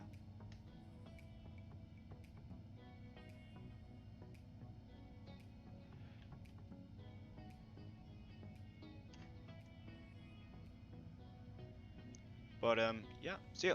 Alright, so far we're 8 likes, pretty nice indeed. I'm gonna bring up the beer back soon. I gotta do some stuff really back. It's probably gonna be like 5 minutes, but you know. Be right back in 3, 2, 1. We'll set it to 30. This, we'll go over to this and we'll enable it. We'll go over to screen overlay, optional items, optional items. There we go. That's not it. We'll go over to be right back. Be right back. There we go. I'll be right back in the amount of time that is being shown at the moment.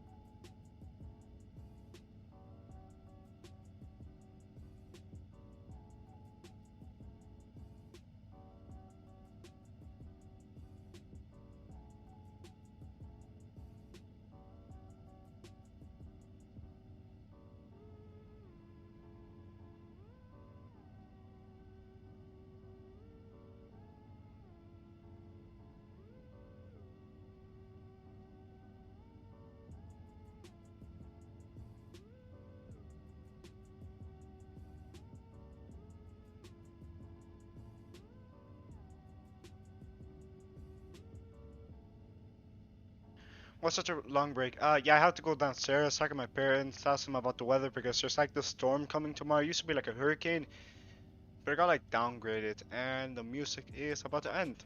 So far we're cruising.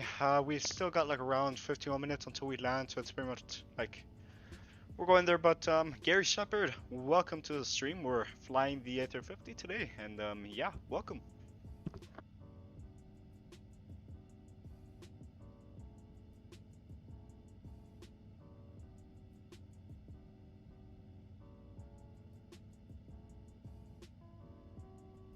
But yeah, welcome Gary Shepard. I just went downstairs, got some water. Yeah, did some stuff, talked to my parents, and we're back now. We're cruising at flight level 410. We're expecting arrival in approximately 50 minutes.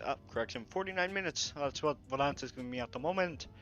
And we'll land there in Hong Kong. We'll land there. We'll park the aircraft. We'll secure the aircraft, and we're headed up to yeah.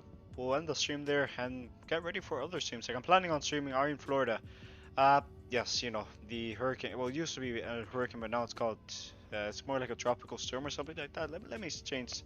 Let me take a look at this in National Hurricane Center. All right, what's it telling me? That's how I want it. National Hurricane Center. There we go. Yeah, it's just Elsa. It's hitting Cuba. Like the Elsa really, like the Caribbean islands really took a hit for us. They took one for the team, and it happens because they hit the islands that are around there. There's like an island chain. I don't know the exact name of it. Like you've got like Trinidad, you've got bunch of islands in French. You've got Antigua and Barbuda, Saint Lucia, Kingstone. It's like King Saint Vincent and the Grenadines. That's all French. It probably used to be French. Settlements back in the day. Really old. Take one for the team. They go and then it gains some momentum around the Caribbean Sea, and then it probably just slants into Haiti and Dominican.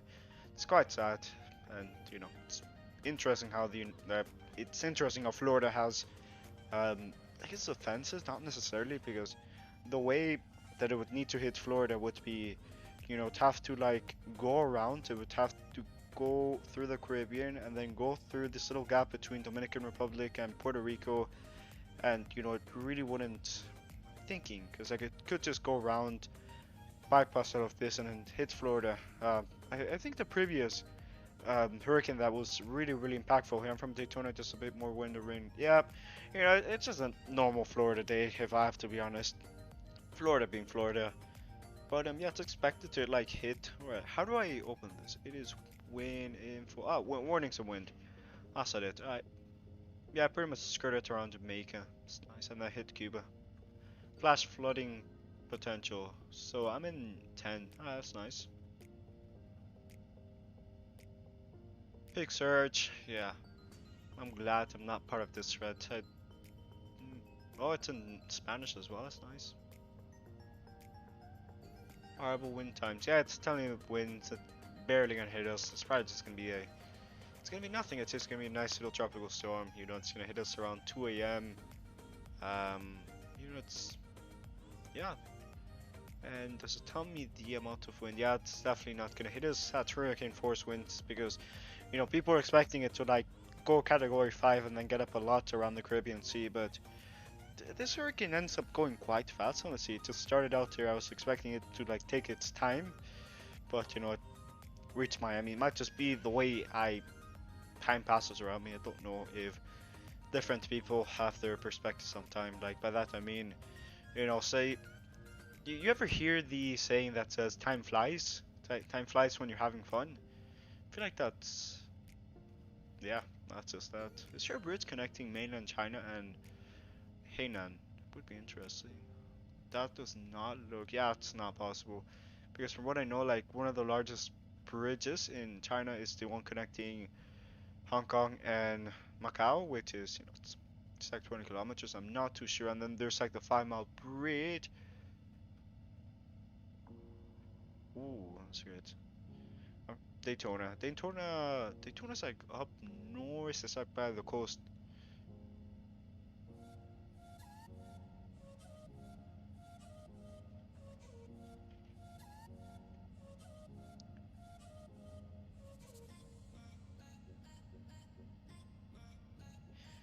But yeah, they don't know much about geography. Damn it! You ever like can't speak sometimes? It really is annoying because you want to say something and then you can't. But yeah, Daytona's like a nice area. I haven't been there. Isn't like Embry-Riddle, the Embry-Riddle Academy around there? Because like there's Daytona Beach. I don't know if you're talking about another Daytona. That might just be the one, because you can say you're from London, but you're not from London, UK. You can be from London. What's that province in Canada? London. Is that Ontario? Yeah, Ontario. It's got like more like provinces. It's not like the United States that's got a bunch of states. Kind of the same thing, I would say. They're semi. I love how there's the Northwest Territories, and you know they didn't even bother with naming it appropriately. They just said, right, Northern Territories. You know, that's what we're naming it. And it's the same with Australia because you know you've got Western Australia, you've got South Australia, Queensland, and New South Wales. So So yeah, it's X-Men tonight. Yeah, X-Men tonight. We'll do Microsoft Flight Simulator 2020 on Thursday, and we'll be flying the Concorde on Friday. Might as well just do a stream tomorrow. I don't know the exact routing. Might just hop on. We'll do a short route with the 787. James will point out things that I'm doing incorrectly, which I appreciate. You know, not an actual 787 pilot, and I really like it when an actual pilot tells me what I'm doing wrong, because you know, if what he tells me, if what he told me is wrong, then it shouldn't be wrong because he's a pilot. He's flying the actual aircraft. He shouldn't. Well, they shouldn't, because you know. Then yeah, whatever.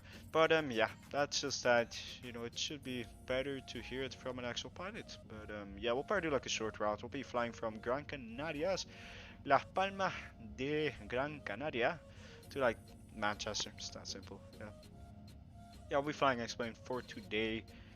You know, might sneak a stream tomorrow. I'm not too sure about it. Probably do the. Oh, I forgot. We're doing another stream on Saturday. It's gonna be the United Island Hopper. So you know, we're gonna go from. Yeah, we're gonna be flying the United 737 along the. Yeah, we're gonna be flying it along the Pacific. It's gonna be a nice little route. Flying the United around there. It's gonna be really nice. You know, we're going to be flying from Honolulu over to the Marshall Islands, Majura Atoll, and then over to the, Kwajalein Atoll, and then Kosrae, Pohnpei, Ueno, and then Guam. It's like, I think it's overall like 8 hours and 5 minutes, so it could be considered a long haul. So, yeah, that's that.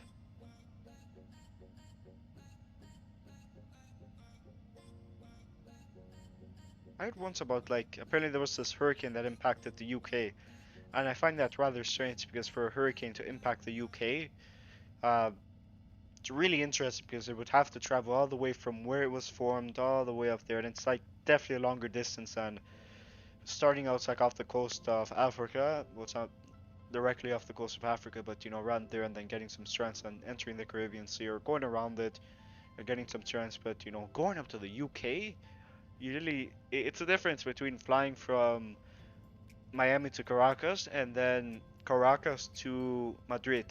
You know, it's quite a long stretch to go up there, to be honest. You're using Vulkan graphics. A firm. Yep, we're using Vulkan graphics for today. I don't use OpenGL. Like, I would start using it more often if the Librarian plugin worked, because that would honestly be quite great. You know, we'll get some nice little rhetoric. Rain effects on this, you know, when it rains, we'll get to see the rain on here, like Microsoft Flight Simulator 2020.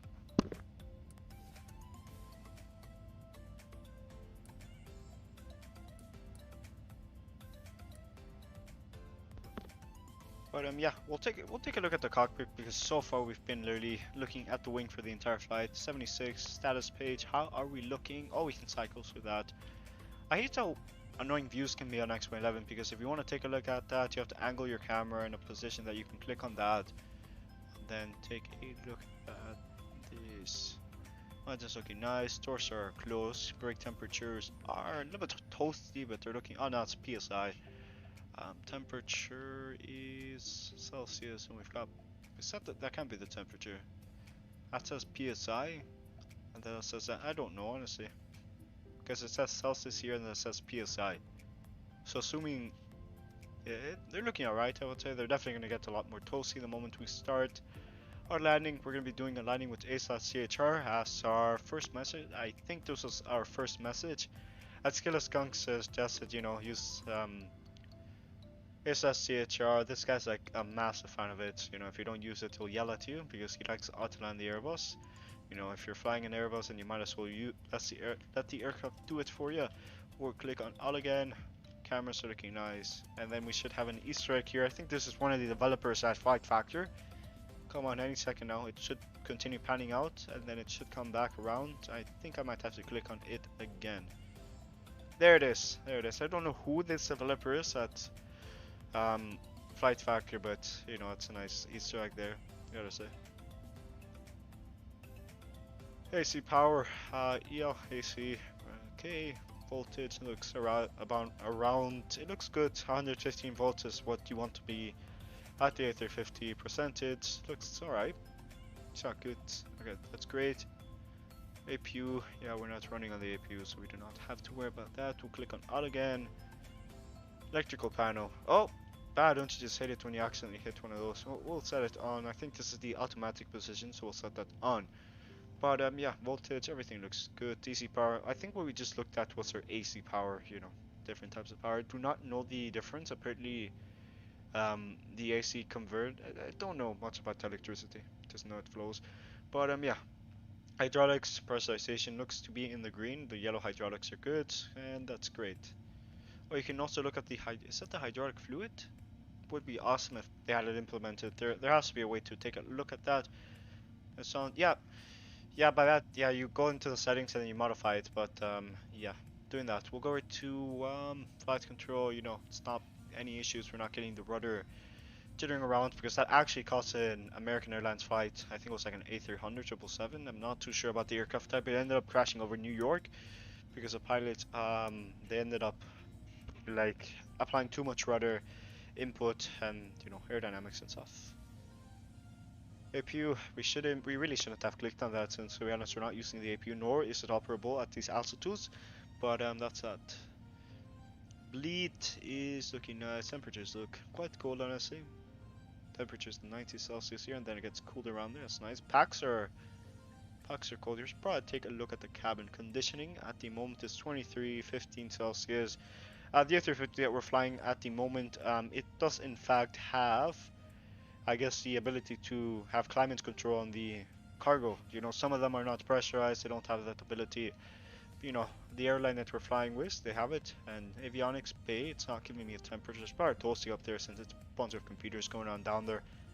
Go around here, and pressurization is set. Cabin altitude 7,500, that's perfect. PSI 7.7 looks good. Alright, that's great. We're not descending, so it's perfect how it needs to be done. So it's great. That is honestly great.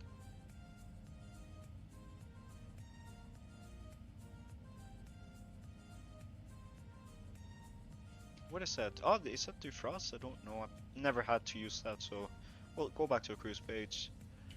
So far 7,500. Fuel looks good, and by the looks of it, the moment we arrive, we'll have 7 tons. So that really hasn't been affected. So it's great that we got those fuel calculations in. We definitely loaded up more fuel that we needed. So not American 777 has never, not American Airlines. I'm not too sure, but I can. No, I think it's on through setting 6 and up. Oh, it's Kong. Oh my god, I confused it with Gary Shepard. American 777 has never had a 777 crash. Yeah, I'm not too sure by that. I thought it was an A300. It might have been an A300. It was like a flight that crashed around New York because the pilots applied too much rudder input and like the rudder gave way. And then, you know, you don't have that stabilization there. So, you know, as a matter of fact, there was this crash, and it's amazing thinking of what happened with the. It was on the DC-10. I don't know. It wasn't in a DC-10. Like the crash with the if you're referring to the crash that I'm about to go on about, yes, it is that one. The one that they lost the hydraulics there, so they couldn't control the ailerons and everything. And the way they had to steer the aircraft was using they really used the engine power. So say you wanted to go to the left, you'll start reducing some power on the left engine, and then it should start turning, which is honestly quite ingenious. People did die, but a lot more. Wait, New York. I'm thinking Chicago. Let me think. Yeah, I think that Chicago was the the time where the DC-10 had like the trip the issue there. Yeah, when the cargo door was like, alright, see ya.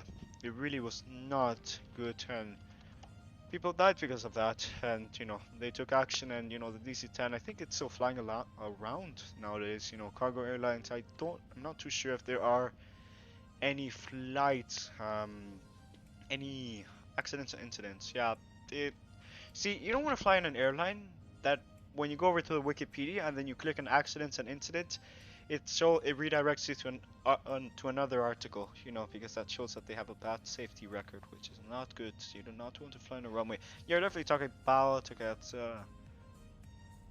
American Nicola. Oh, there's a high. Oh yeah, yeah, hijackings are really common pre 9/11.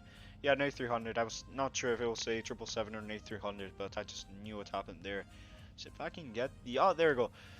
An Airbus A38. Oh.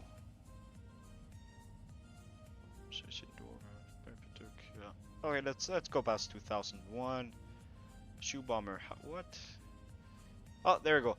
There we go. American Airlines flight 587 and Airbus A300 crashed into Bell Harbor of New York City after takeoff due to a separation of vertical stabilizer after the first officer overused the rudder while trying to counter wake turbulence from a 747 ahead of them.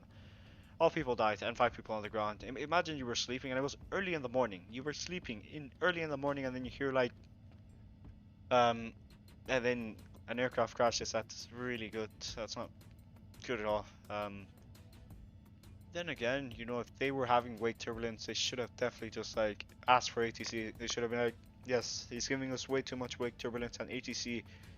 They should have probably given him some better spacing. You don't put an A300 behind a 747 because the 747 is definitely a lot more powerful, which, you know, so I would say it's more like human error there and invalid training because you're not going to do it at, I guess, specific speeds, because you're not going to start adding rudder when you're going 300 knots, and you know, it's going to add a lot of stress on the aircraft. And you know, I guess adding rudder input is okay, because like if you're going to do a side slip, or you're correcting the crab when you're coming into the crosswind, it's honestly great. But you know, there are limits that the American Airlines crew should have learned before. Well, back then, yeah, they should have definitely gone over that in training. Pilot error and airline error, not adequate training, to be honest.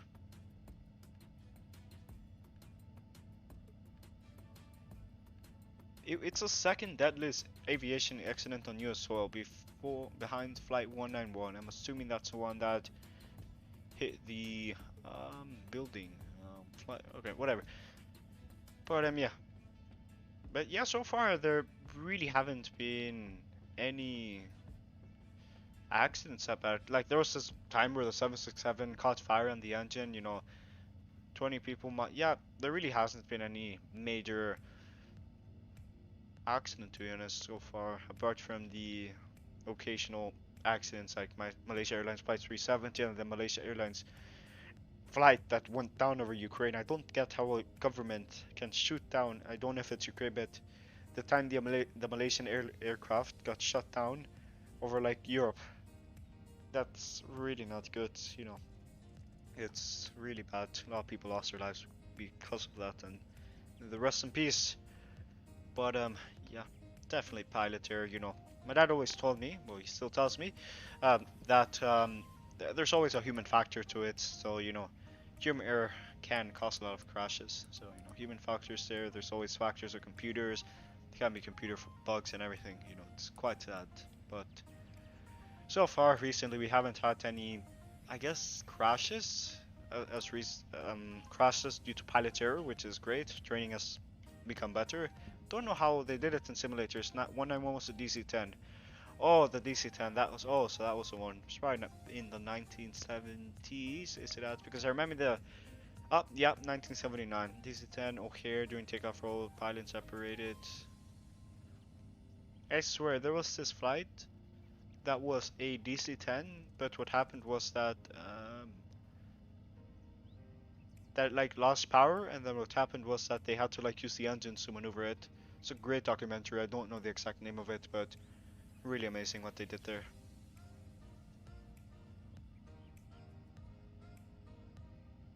Oh, there it is. Yeah, that was the one I was talking about, the hydraulic failure. Engine separation. Continue to take off with wing damage. Separation, hydraulic system, flight control. Yeah, rolled 258. All 258? I remember it being like a flight that apparently not all of the people ended up dying. It was like one of the flights, like, you know, it was a tragic crash, but not everybody died. Might be referring to another flight. I might be wrong. But it was like an A310. So it was not the cargo door. Alright.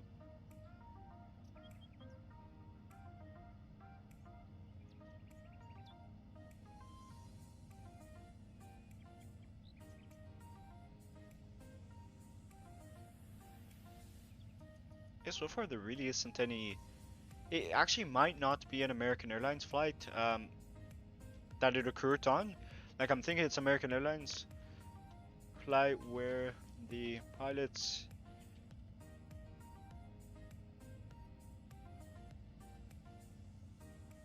Well, I just put flights where the pilots had to land the plane on two engines, but you know that's really relevant nowadays, since really all of the aircraft, including the aircraft that we're flying right now, they only use two engines, which is, you know, it's alright. It's great that ETOP certification has come quite a long way, where we don't need tri-jets and engines are super reliable, really are. But yeah, we've still. How much do we have until top of the send? Top of the send is. We missed our top of the send. Please don't tell me I missed my top of the send. 008. Yeah, we still got like 8. Damn it! What? It's 14 minutes. Yeah, we've got 14 minutes until our top of the send into Hong Kong. So yeah, yeah. The DC then had a bunch of issues with the cargo door.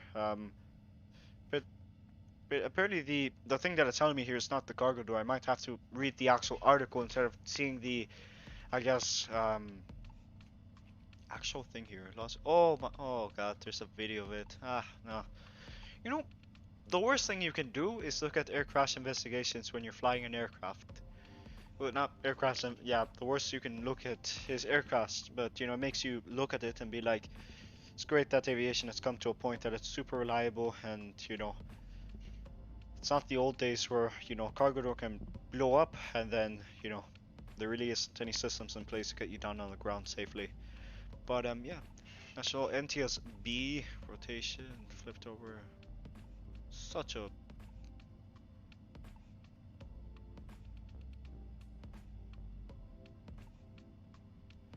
Ah, it was maintenance. Yeah, maintenance was also an issue. You know, maintenance has gotten to the point which is really great. That's was it the cargo door when it's left engine detached?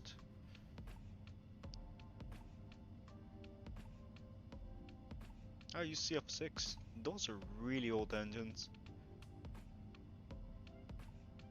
Really are. How old is the CF6? It's been there for way too long. And it came out in the 1960s, and there's still aircraft flying it. I'll be back.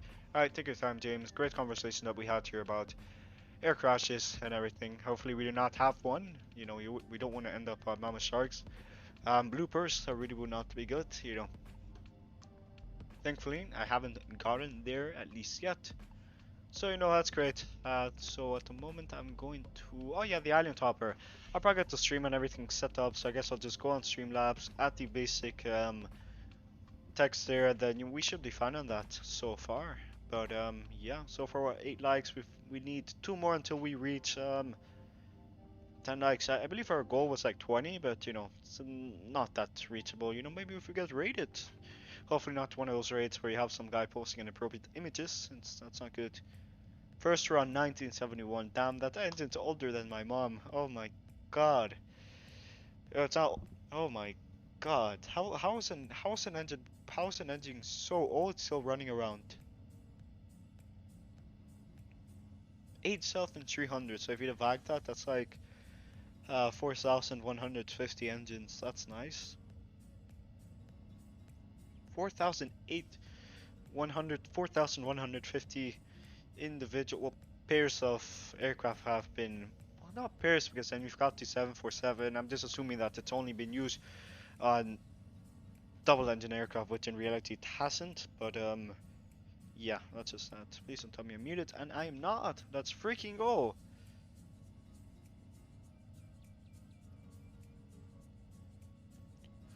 Flight where the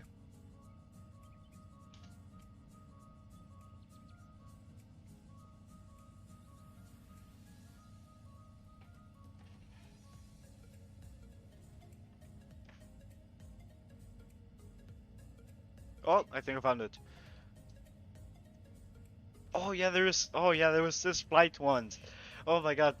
They flew a 767. The aircraft like it was pilot error because recently they switched from like I think they switched from like Imperial over to metric, and then the pilots loaded up the Imperial units, and then they didn't have enough fuel to land there. And luckily there was like this it used to be like an old Air Force base, and they converted it into like a racetrack, and they landed there. And I think there was this video where they performed a side slip, which is an interesting maneuver. I tried it out in a 737, just joking around, but didn't get me far. Not that I'm gonna use it ever again.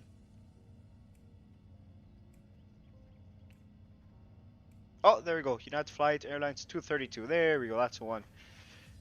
There we go. McDonnell Douglas 1971. United Denver 1989. You're playing it.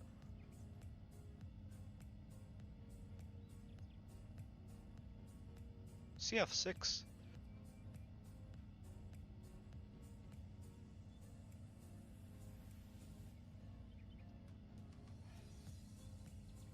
So it lost its primary pump failure ramp. Mental loss of major power or primary ram turbine. Earlier, the Simpsons. These systems were designed to be redundant, yet they failed. Alright, that's great. That's great. Two hydraulic systems were inoperable. The remaining will still permit. Harbor one leak. Man, that was really terrible. He was hired in United in 1956. Damn, 29,000 hours of flight time.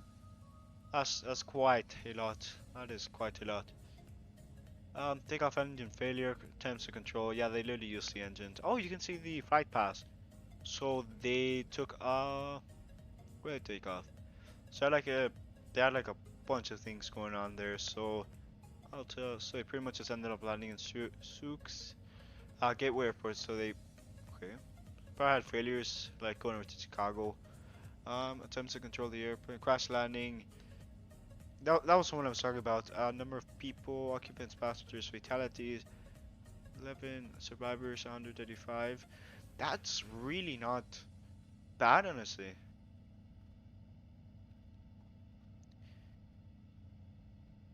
So it's telling me this. So survivors are 185. So literally like 100 people died, which is terrible. But that's 50. That's almost like 50%. But it could have been a lot more fatal, and everybody could have lost their life. But damn, that was quite a interesting crash. Flight to United Island to Opera. Yeah, storm is coming later on. Don't you just love it when you sleep and then there's raining? Like there's just an out. I just like it when it's raining and you're trying to sleep because it's like satisfying. That's a word. That's a word. There you go. We'll take a look at their top of the stand. Top of the stand is coming up. One is their top of the stand. I think we missed it. Top of the stand is 007. We might as well reset the MCP altitude in just a second. MCP altitude, we'll reset that in just a second. Wait for that to get to 240 nautical miles. We're still quite a long way away, but yeah. What is this? We've got some particles here. Is that supposed to be the anti-ice? It's the first time I see this. Is that supposed to be icing? I'll turn this on in that case. Wow, imagine if that's implemented, but that does not look like icing. That's more or less bad texturing. But we don't need it. We might as well set it to auto mode just in case we do encounter some, which is highly unlikely since it's quite humid and hot around here, so we do not have to worry about that. But hell yeah, we reached 186. Pretty nice indeed. We've got 4 people until we read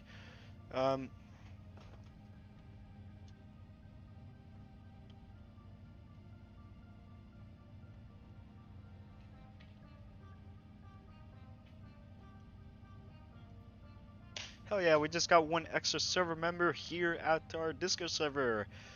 We've got Maple Aviation, which is absolutely great. Let me give him some custom roles since I know he streams, so I'll give him the YouTuber Twitch friends. There we go.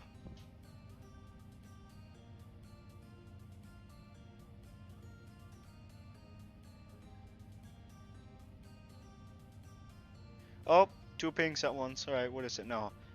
Chat, I've got to go see a great stream so far. Thank you, man.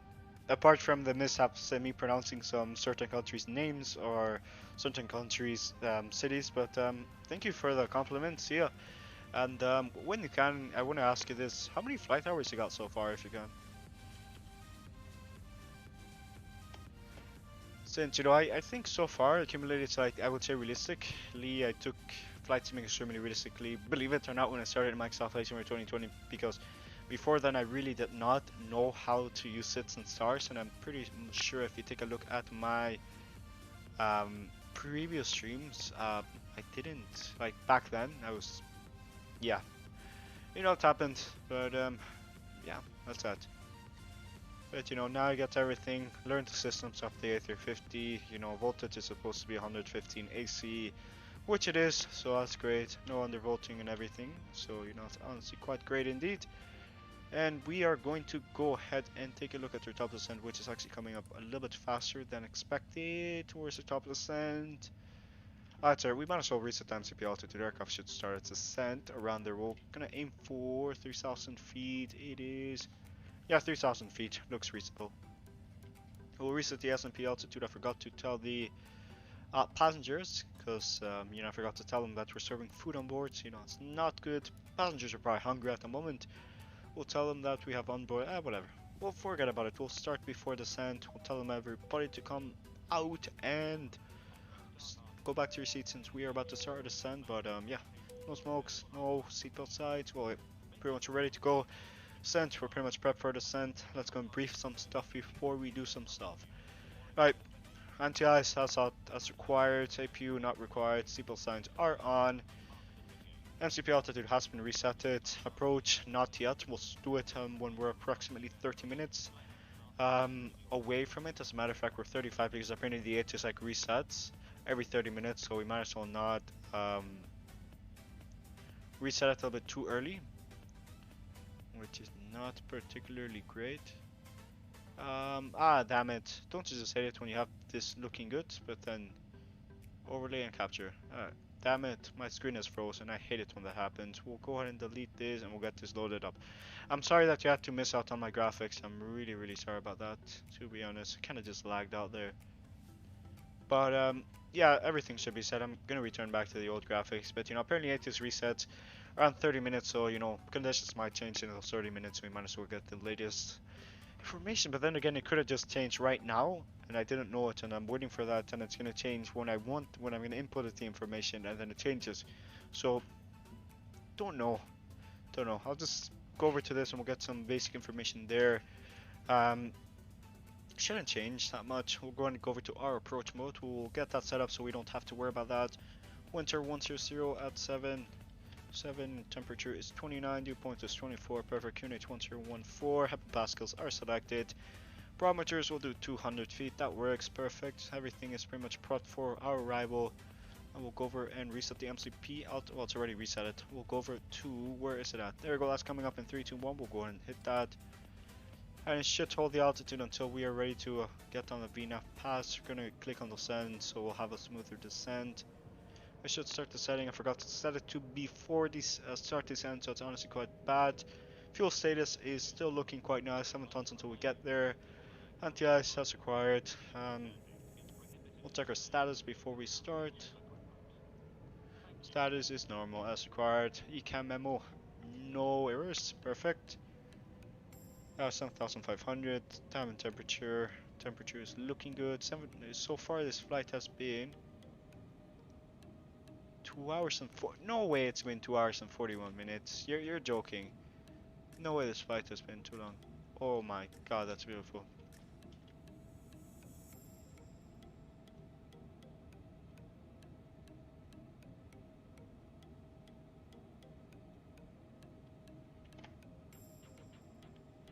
But anyway, we're starting to send with 8 likes. We've got 2 more to go for a goal, and you know, we gained 1 subscriber, so that's great.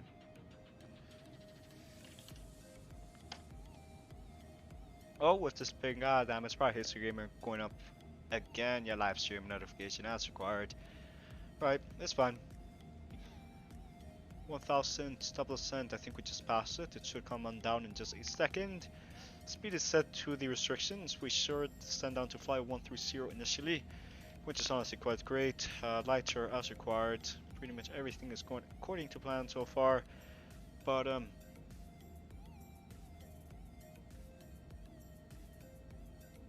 alright, so what can I do? I'm actually part of this development team called IFX Simulations. I know what they do is that they make aircraft. You know, they're making an A330 right now for XPLANE-11, which is great. And I'll show it in just a second, which is honestly great. I asked for pre-clearance to show you guys this, since you know it's kind of confidential a bit and it's not public yet.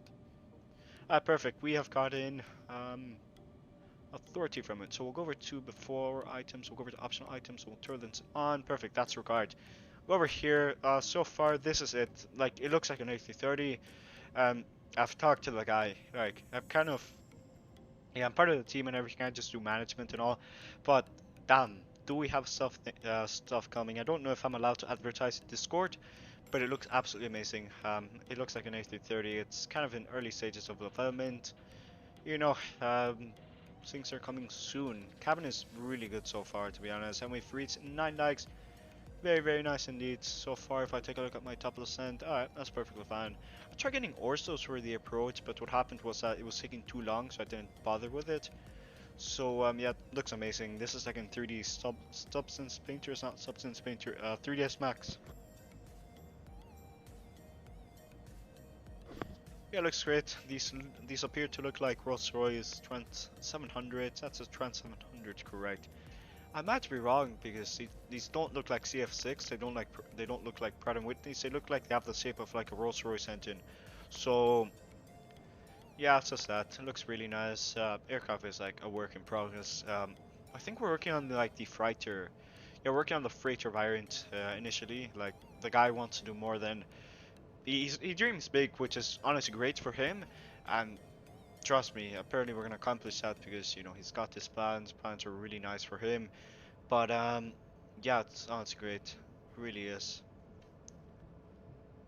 Yeah, it's honestly great. IFX simulations. I'm not too sure if I can. Let me go ahead and take a look at this. My frames are like dying in just a second, and of course it is because I clicked on optional items and it's showing literally everything. We'll go ahead and hide this since we don't need it. We're going to hide this because the guy sent me a DM and we might as well take a look at it. What is this ping now? It's BRF. Of course it is.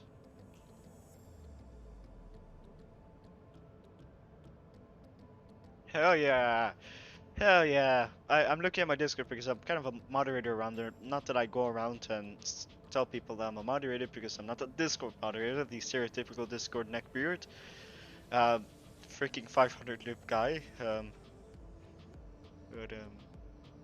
my god, I think I'm about to win a screenshot competition.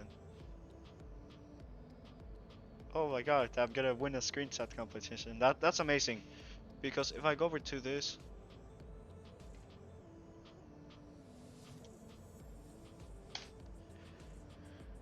right, so far this is great, honestly. Sassel. Alright, where's the chat at? I've got to go.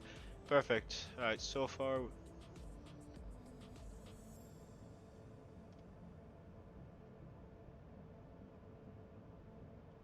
$76. Oh, he wants me to show the landing gear now. Oh, okay. Damn, alright.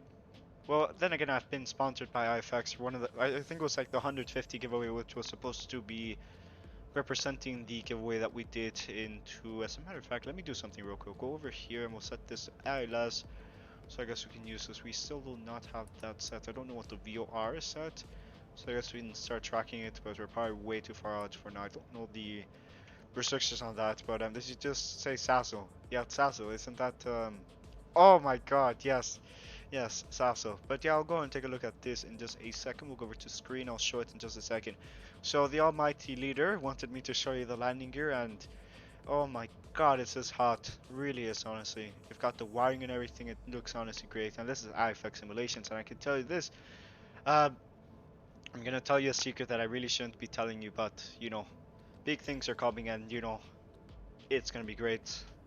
Not gonna say any more. I'm not gonna say any more about that, but yeah, expect great, even better progress than you guys are looking at the moment in the future. Like by the future, I mean like in a couple of months. Like you know, big things are coming. Let me go in my screen because the guy probably just sent me a DM. Let's go and take a look at this. But yeah. So far the guy asked me if I did I just say Sasso? Oh, that's a previous message. I'm YouTube in YouTube. But yeah, big things are coming. I highly recommend you check them out. I don't know if I'm allowed to advertise your Discord because they're kind of like controversial issues and stuff, and I don't want to get into that because you know there's controversies. Like if I say Walter White, people are gonna think he parts and stuff. And he did semi admit to that, and that's the reason why I haven't been flying his aircraft in such a.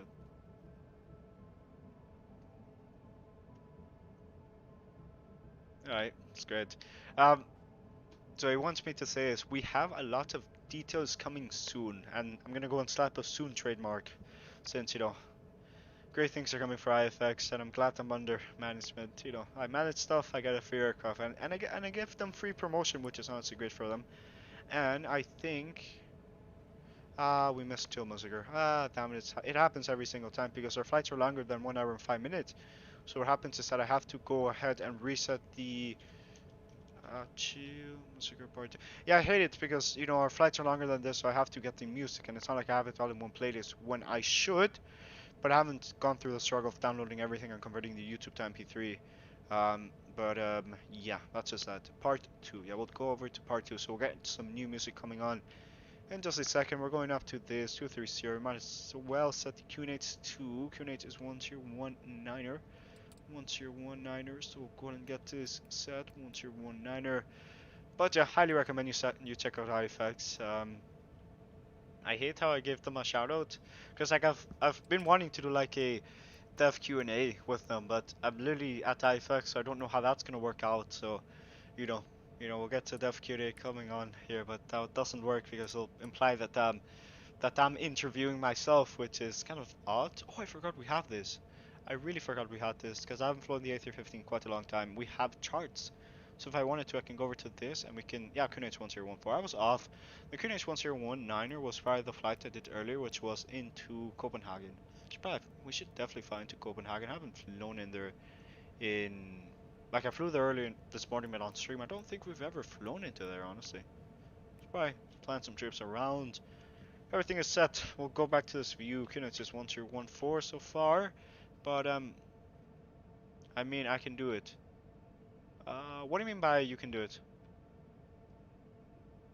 But yeah. Oh, oh, it's that. No, yeah, but there really isn't any sense in that because it implies because I'm kind of like a team. Yeah, I wouldn't say a developer. I'm just like a director that I give orders. I give the guy advice. Um, We can we can do a stream explaining your products. Oh, I shouldn't be saying what the guy's sending me at the moment. I'm sorry, it's just out of habit. But when you hit 900 subs, I see. That's the only catch. You have to reach 900 subs. Tell you what, since I know you're watching the stream, how about I reach 250 subs and we do it then? How does that sound? Or 500? The odds of that are really low. But yeah, because the guy's DMing me and you know he's there, or else how would he know I'm telling him that since shit, not it's not enough. Like, well, you're oh yeah, it's supposed to be confidential. Damn it. I already revealed the I already spilled the beans. That's not good. Not at all. But that's not good. Oh my god. Whatever. We'll change the topic. My god. But yeah, you can expect some stuff soon. But with the trademark. You know what? Oh my god, I did it again. Whatever. It's fine. We are still descending. When it's here, we'll do the A/CHR landing as Killoskunk suggested. But yeah.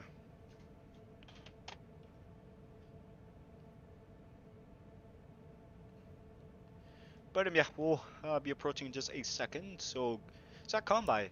Oh, damn it, I hit it again. Super annoying because you accidentally scroll just to zoom in and then you hit it and then you're moving at the same time and then you hit that. I think this is the automatic position. This has auto and captain on backup, so this is like the normal position, so it's not. Yeah, I spilled the beans, yeah. It's not good. There's a meme about, oh my god, man, why? No, I made a promise to not say that word, and I'm not gonna let you say that word, please. We made a treaty, and you better follow that treaty or else I'll I'll break my treaty. I won't actually break the treaty because I actually don't say cringy stuff, since you know that's just that. But yeah, we're currently approaching. We've got approximately 17 nautical miles. Yeah, 17 nautical miles. That looks good. Combi at 180. We'll follow restrictions as filed. 320. Everything looks good at the moment. I believe we should be. No, don't say it. Please don't tell me you say it. Don't say it in chat, please. No, don't do it. Chat. We don't need cringy stuff on chat, please. Alright. Either way, that's fine. Cabin announcement. Start the stand. We're pretty much ready to go. We'll do the before landing because the way this approach is, which is quite interesting, is that you pretty much come around the island and then you yeah, come around the island and then oh, it's not like that because the other approach was like another approach that takes you from Manila. It pretty much takes you through there and then it flies you through this island and then you go around the island and then you go there. But this approach is like straight, you take a left and then you go there. I would say necessarily we could direct there, to be honest, since honestly speaking we really do not need to do this here. But yeah, we'll direct there. Less trucking for us. We'll direct over to Limes, waypoint Limes. There we go. Insert direct to. There we go. We should be directing to that. We've got 38 nautical miles until that, and we are definitely a lot higher than that. I guess that's why you have to follow the sit and start. That's a first mess up that we did here, which is honestly not great indeed. But we should start the setting, and we should be able to accomplish that. Yeah, it's fine. We'll set it to manual speed, and we'll set it to 300 knots works. But yeah, we're gonna go down to that. We'll be fine. We have to be limes around 3,000 feet. We just also been half past. It's fine. But you know, we'll get back on it eventually. You know, eventually is a good word. Holding 300 knots, might as well do that. I don't want to fly the entire procedure because that's way too long of a um, hold kind of. So we'll go ahead and direct the limes and we'll start getting configures around there. But we've literally got like 34 nautical miles until we get there. So, and we're about to pass this. We'll get our landing lights set. That's coming online. Nose lights on. Wing lights not required. Runway turn-off lights off. Navigation lights and logo lights set. Landing checklist. Auto brake. RTO. Oh, that's not RTO. There we go. We'll set it to 2. Brake 2. That works. And we don't have brake to vacate. I would have set it to brake to vacate if the flight factor Airbus A350 had it implemented. Which at the moment it really does not have it implemented, which is honestly not great. Um, yeah, we'll get the music rolling. But yeah, it's not good at all because, you know, the aircraft would roll out and then it should brake to vacate. Yeah, it'll vacate at a specific waypoint. But yeah, we've got limes in 29 nautical miles. We'll still way too high. You know, it's still looking good for us. We have to be around flight 170 around there. Passing. Oh, no, that's bad, that's bad. We're about to reach this. That's not good. That's not good. Come on, slow down, plane. Slow down, slow down, slow down, slow down. Slow down. I always had a saying about not using spoilers. Spoilers, speed brakes, same thing. About not using them because, you know, we don't need them. But, you know, might as well use it so we don't end up doing 240 knots on approach like we did previously. We'll do 240 seems fine. We should get back on VNAV paths and we'll go down to 250. We're still going 280 knots under 10,000. It's not that big of an issue. We do not have any traffic to worry about. And not that we have any mountains, because if we had any mountains it would show up on terrain radar. So, you know, that's fine. We're still, yeah, we're definitely way too fast at the moment. It's fine. You know, as long as we don't do 240 knots, we should be fine at the moment. I feel like the audio is way too loud. Might just be me.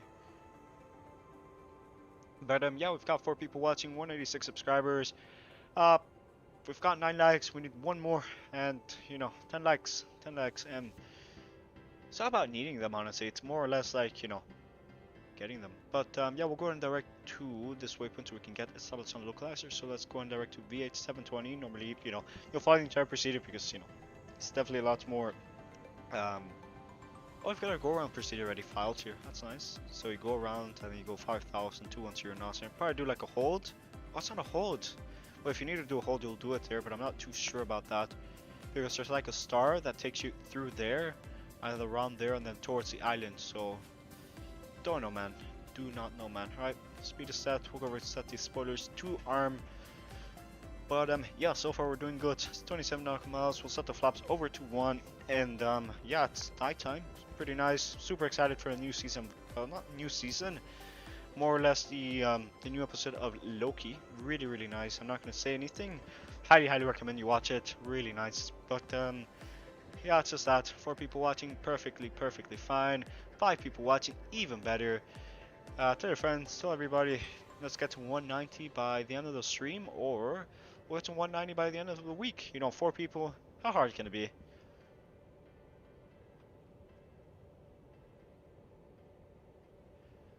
This Musbroad's procedure is so weird, because like you go around the island, but I'm 100% sure there's a star that takes you from the south. Well, I think the star we did takes us from the east towards the airport.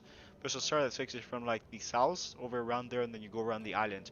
I know because I've flown into this airport a lot. I just like Hong Kong. It's like nice little urban area, you know. Thai scrapers. I said Thai scrapers. It's not it.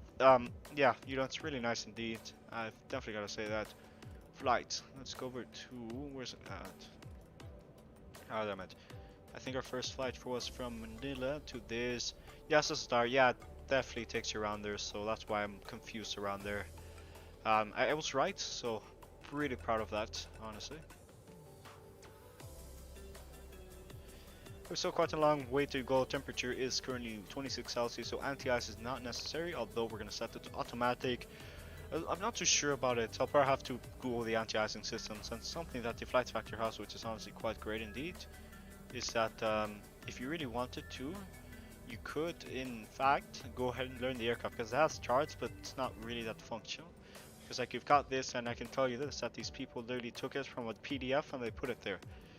You know, this looks quite similar to what I had. It tells you everything there. It probably teaches you about brake to vacate, which really isn't implemented yet. You know, PFD, OAS, options, general, sweep, and it's not even high resolution. It's not good. But it's great that they included it there. You have palettes and everything, but you know, can vary it. Flight phase. Oh my god, if this wasn't so messed up, I would actually enjoy that. Because it should be showing up that, but it really isn't. But VHS 16.2 will start to slow down right around now. We have to be 200 knots and fully established. Yeah, fully configured for the localizer. I learned from trial and error, you know, you don't want to go 240 knots on final, but yeah, tells you stuff like that. Takeoff and approach. I would say using flaps, like I tend to use flaps 1 on landings and like flaps 1 or 2 on takeoffs, depending on the runway and conditions. But I would say, yeah, I just tend to use, but I don't see a problem using extra flaps, you know. Apparently you're supposed to land with flaps full, but then again, you won't crash if you land with no flaps. Well, not necessarily no flaps, but yeah, and you can see, oh, yeah, it's not even done correctly because you can see it cuts out. Might just be me. Payload range calculations, yeah, you have that there, that's great. Oh, our CG, oh my god, I forgot to check that. How do I take a look at my load sheet? Oh my god, let me take a look at that if we're way too heavy for landing. Gross weight. What's the maximum? I should know this by heart. The maximum landing weight, gear, brake, flight control, fire, smoke, electrical. Yeah, electrical's like 100. 2,400. It will go down to 1,000. Yeah, I'll hold 3,000. 3,000 should do the trick. Well, 3,000, we should start to slow down to 200 knots at the moment, and yeah, we'll lower the flaps to 2. But yeah, gotta love this route, really do.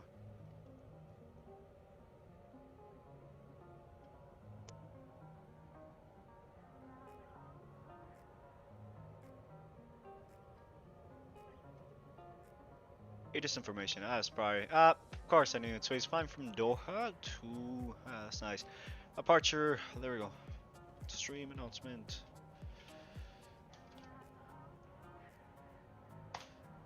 Alright, so pretty much we are set for landing, fully configured, 200 knots. Flaps can come down to 2. We'll set we'll set the speed to manage right about now, and we have the frequency set. We'll turn on approach mode, so we'll capture the localizer when we are ready. We're doing cat tooth. We're doing an auto land, which normally I would say streamers tend to land the aircraft like manually, but this guy insisted on doing an auto land, so what am I gonna say no? It's an auto land, less work for me, and yeah. Speed brakes are set, landing gear's not down yet, flaps are tuned, enter destination data. We do not need that. We're going to 1,700, so we have to be down around there. Oh, let's try the RNAV now, we'll just set it up, open descent, that should work. Flaps 3, and we'll go flaps 4.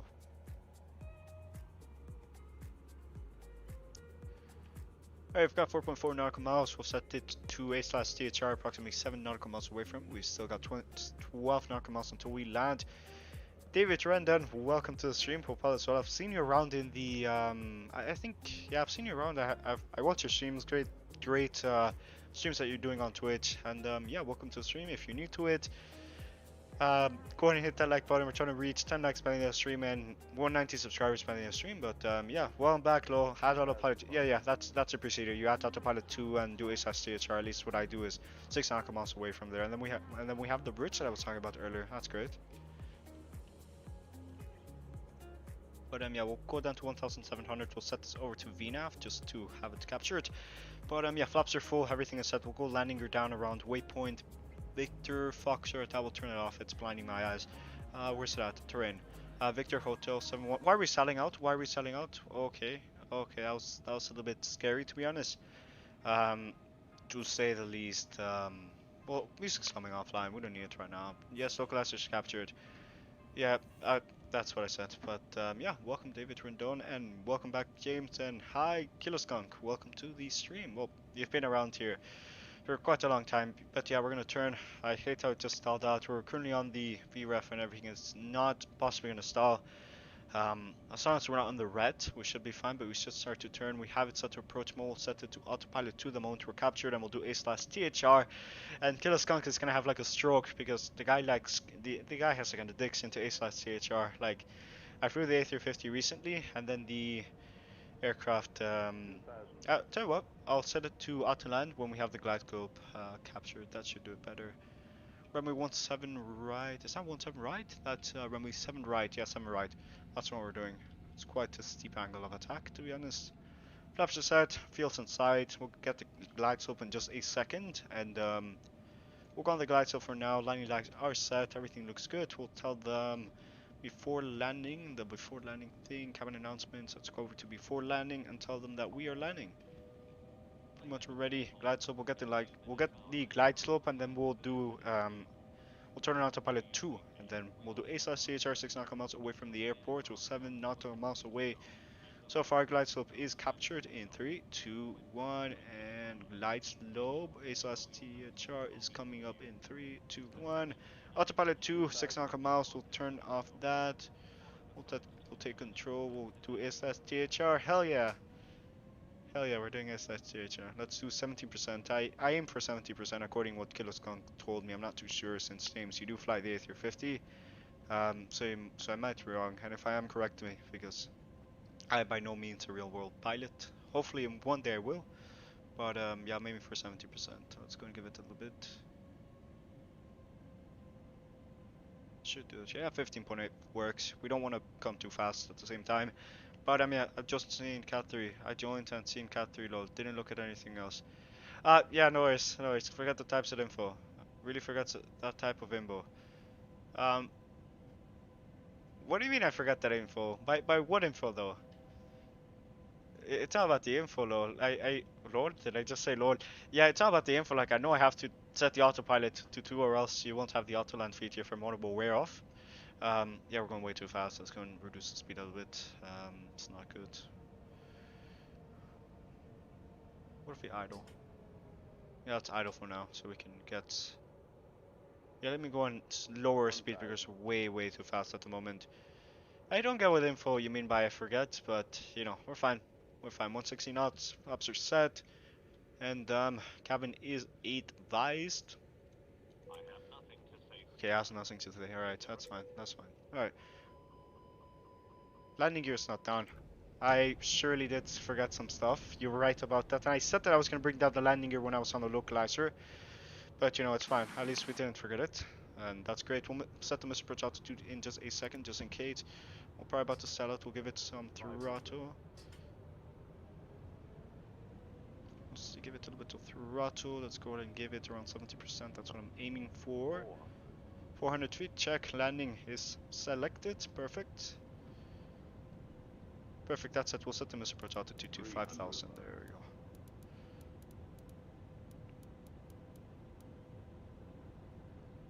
But yeah, that's a fuel coming up, and we're doing an auto land. So we did the American. I'm gonna read that after we land. Sorry, I'm gonna go and land. Well, I'm not. It's not about me landing. It's actually the aircraft landing.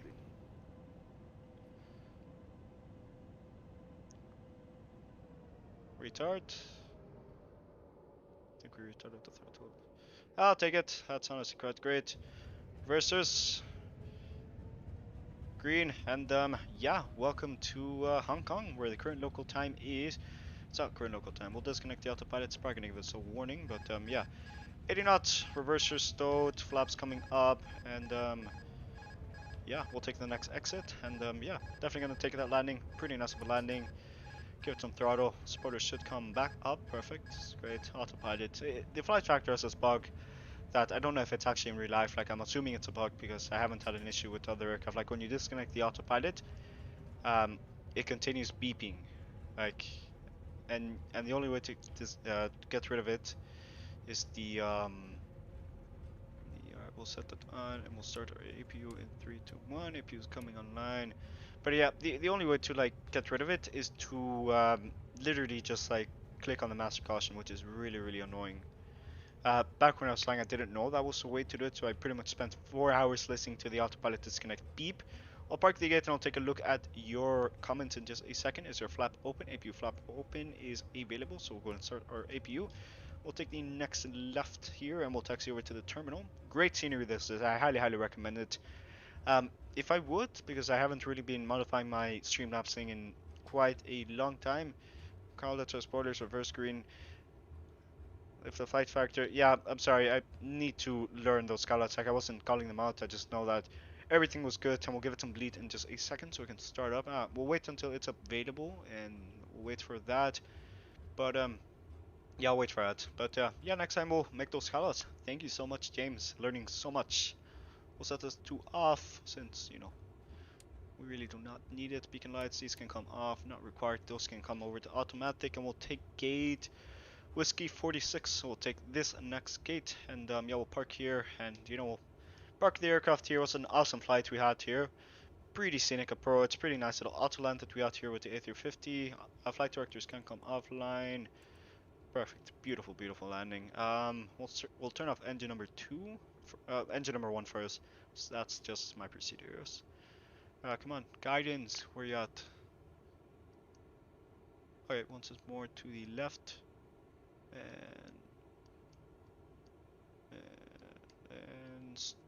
stop, aircraft, stop. There we go. Okay, where's it at? And stop, engine number 1, 2, and welcome to, yeah, welcome to Hong Kong. It's a pretty nice of a flight, if I do so say myself. Really nice landing with A/CH. I can't really good landing because it's not. Well, yeah, good management. Yeah, that works. Yeah, I can't say good landing. We'll probably do some flights in the Boeing since I got the 787 here. Let me show you my hangar because like so far we've got the Concorde, and any landing in the Concorde that's not an engine strike is a good landing. It's so difficult to land, but you know, you gotta.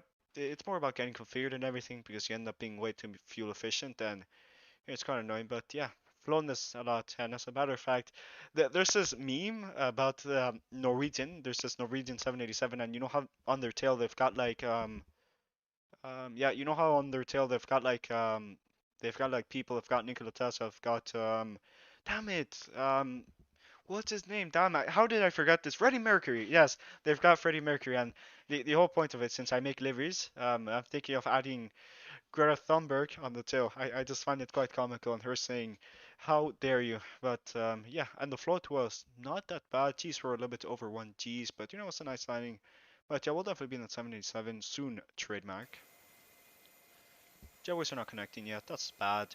As a matter of fact, we'll leave the engines running in just a second. We'll toggle replay mode in just a second. But yeah, welcome to Hong Kong. Let me go over to this. We'll close some tabs and we'll close Volanta. Perfect. It's a good flight. 2 hours and 8 minutes.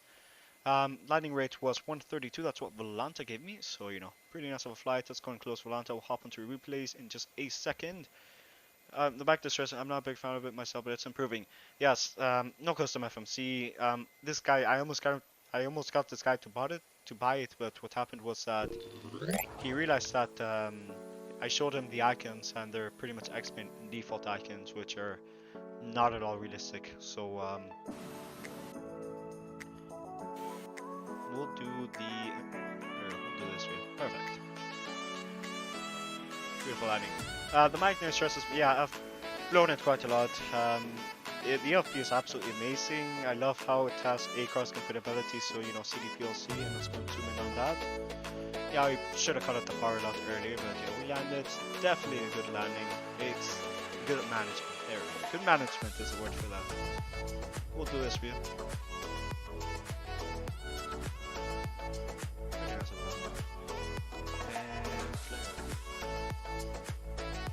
Good landing, I've gotta say that. Let's do this view.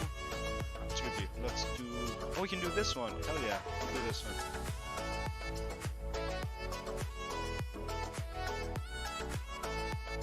It's probably gonna use GPW's callouts because it's... Yeah, the Magnite's alright, I would say. Blown is like... I had issues because I forgot there was a thrust limiter page because I'm not used to using the default FMC or FMS. Yeah, flight management system is kind of universal, the universal term for all of the MCDUs and CDUs and everything. But yeah, I thought we'll replay this and I'll go ahead and tune over to the end of stream. But it's great landing, I've got to say. Great management, as James said. But yeah, we should have cut out the power lot earlier. But yeah, we floated, we landed, and you know, reversers came out right about there. And oh yeah, one last view. What's one last one? Let's do this one.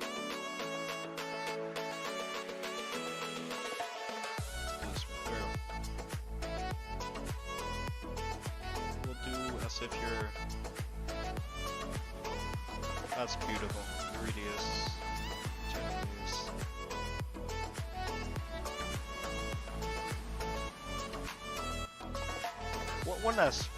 One last replay, but yeah, that's gonna be it for today. Thank you all for watching. I'm gonna go and end it now, but yeah, thank you all for watching. Have a great night or great morning, since you know my audience is actually quite diverse, which is honestly great. But yeah, I'm gonna be out. See you on Thursday.